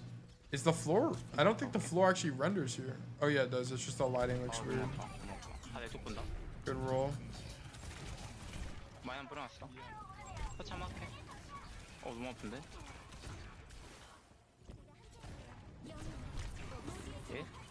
Okay. Shoot ball. Accidentally hits a mine. Okay, that's just unlucky. He accidentally walked into a mine. 손보라? 쉽네. 난 이렇게 해도 Look how much damage he's doing. He's doing so much damage. 13k damage. So I would actually be a lot lower than this because I'd be flanking more. Probably. I would have flanked probably half. 20% more, 30% more. So he's been in main a lot, so he just does way more damage in main. That's kind of the trade you make. Right? If you play main more, you're going to do more damage, so that's kind of where you get your value. If you flank more, you're going to do less damage, but you have better quality damage. Higher quality damage. 왼쪽으로 갈릴 것 같은데 아무리 봐도 근데. Lip is also, 아니 I don't even know, bro. He's just kind of 저기서 him. 뭐 So he doesn't, so he's avoiding the dive. So notice this. It's really hard for him to deal with the ball on the flank in this particular point. 아니 Sorry, I'm like slouching in my chair. Let me move my microphone. It's kind of hard for him to deal with the ball. So he sees the ball get in here. 괜찮으면 이거 할게. Okay. So boom. Walks left side. He doesn't actually commit to this fight on the plat. Why? Because they have plat control. Okay, and his tank's not here. If his tank was here, I think he'd be fighting for it, but his tank is going main, so he needs to follow his tank. Or his tank is going point. So he follows his tank. Oh, wait, what? Yeah, okay, so his tank just like walked behind him. Right, wait, am I tripping or am I correct? 괜찮으면 이거 할게. Oh, no, his tank is just behind him the whole time. I think he just doesn't want to... Okay, then in this situation, he must just not want to fight 2포, 2, 3포. plat because, number one, his tank is behind him, and number two, because they already have control over it. 자리가 몰려 있는 게 아쉽다. And walking into territory owned by a dive comp is probably not wise. But anyway, the ball goes behind them, so he fills the empty space and rotates back into, or rotates into point here. 킬러들 저기서 뭐 아, 중앙도 못 주게 있어 지금. Nice kill on the tracer. It's a good flash. Well, let's look at this flash, by the way, guys. Prediction flash. This is the type of flashes you guys need to be doing. This is too much thinking for me. Well, I'm doing the thinking for you. Fortunately, you can just listen to whatever I say and you'll figure it out. Take any insights from it. 아, 중앙도 못 But 주게 있어 지금. really, the reason I do this is that there are sometimes in their gameplay there's like a very nuanced. There's some very nuanced thing that I can carry on over to coaching. Like tracer matchups, like specific spacing thing. Like here, I mean, in this situation, he fills the gap and flips the map basically, which is really good. The whole team flips the map. And then they all rotate high ground. They try to rotate high ground, but get caught in rotation here. Okay, we're about to have Deadeye. 서로 어디에 매달려 있는데. Rare situation where Lip misses every single shot. Okay, another Wu Yang ult on a Cass 잘했는데. to do nothing, basically. And then he just comes to mark the Wu Yang behind him and try to get the kill. No flashbang to deal with him though. 잘했는데. Gets the headshot. Notice like almost all these are headshots. Yeah, anticipate flash is always what I do better than reactive. Yeah, I agree. I'd rather you gamble on an anticipation than a reaction on flashbang, especially in tracer matchups. Okay, he aimed head pretty much that whole time on the Lijiang, by the way. 15k damage. Oh my god, he's doing so much damage. It's actually insane. 아우, 아프다 아프다. What is his accuracy? 아우, 아프다. I think he checks it here, right?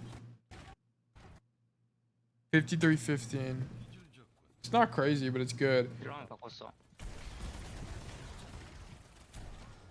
There's one game he had 60-30, which is actually crazy against an Orisa. That was the Hollywood game we just looked at. Oh my god, what? 뭔데 안 보여? Wow. That is crazy kill. That's a crazy kill. It's a very, very, very important kill too. Extremely important kill on the tracer. 홀드 앞에. Like I don't really know what to, like he marks the tracer and then just happens to get the kill. There's like a honestly like a 20% chance that kill goes through. But for Lip, he just doubles it and gets it every time, I guess. 서지 메인에. 서지 왼쪽 Okay, 봤다. shoot ball. 서지 볼게. So they're already up one, and now they're up one again because Tracer just died off cooldown. So he doesn't really have to make any plays. He can just catch the ball and then they're probably gonna win. Okay. Last point. 왼쪽 왔다. Play man ignores the ball and then just fights man, right? 머리. 오른쪽 대장. 그 상태.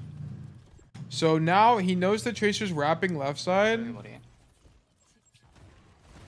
오른쪽. So, and he can't really, if he rotated to the left side of the map, he would be too late to do anything in that lane, right? So he'd rather come right side, I think. 그 상태. Is probably why he's making this rotation. 나 오른쪽 볼게. Oh, okay. He knew, wait, and the ball left. 그 상태. Yeah, he hears the ball leave, right? He actually sees him leave too. So then he wraps to maybe look for a dead eye here. I think that's kind of the idea. 알아봐. Or just look for backline. This is like the one time the whole game he's flanked, by the way. 웨이라인 봐줄게 이거. Most of the game he hasn't really flanked. 아니 우영공 같은 건 살짝 아니 아쉽네. 아니 이거 아쉬운데 이거. 그걸 나가는 건 못해. 이건 아쉽다. Okay. Comes to help with the Tracer fight on the right side, and he marks the 어디 안 angle. 보여? 소위 돌면서 할 때 근데 내 생각. So he marks the angle pretty aggressively. Okay, very interesting. I actually never thought about this. So typically whenever I play this angle, I don't actually go this wide, but I actually think going this wide is better because this fight here, like this empty space here, is actually really good for Cass versus standing more against like the building that's right next to him. I think this is actually really good. I should do this more. Yeah. I think coming wide here to mark that is actually way better. Oh, I turned off the volume. Sorry. Let me turn it back up. There we go. But then the ball comes to mark him, so he has to give it up. So that's kind of what that comes down to. 홀박트. 여기 괜찮아? And then the ball shows up right side, so he just leaves. Also, this angle is just really not that good. This right side angle is like for the mid fight, you generally just don't really want to be on this side unless you're going for a flank. I think like for the mid fight, you want to be on the left side more because there's less chance of you getting flanked. You have a high ground advantage. There's a mini over there that's easy to access. And the ranges are good for you. 볼 들어온다. 확인. Misses the flash. Zoning Deadeye. 또 간다. What the heck? He gets booped forward and almost dies to 내 말이네. the Wu Yang ult. I think honestly, he makes a mistake here. Like I think here what he should have done is here, boom, gets zoned out by ball. Honestly, 얘네. here, after he sees this rotation, I mean, he kind of does do it. I was about to say, he needs to kind of insta-rotate. He needs to be on the left side of the map. It's just unfortunate that the lines come out. 다 갈렸네 말이네. Yeah, this is where you, like, that angle is where you want, not that angle specifically, but that side of the map is where you want to be normally. 공이 없었다. 아 이때 우영이 있었으면.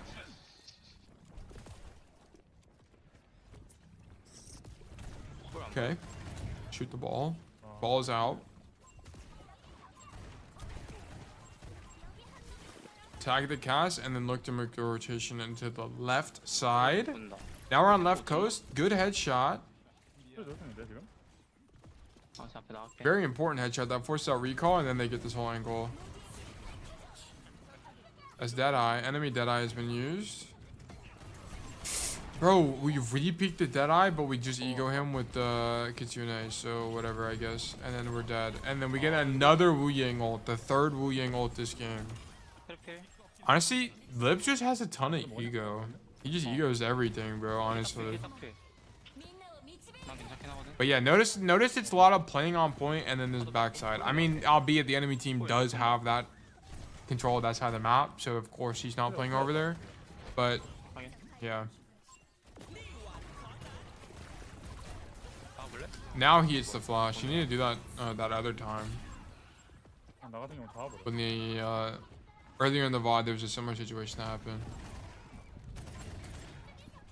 아 씨발 팔 잡아. 맨 헬로 쪽 밀어야 돼 이거. 볼패. 킬.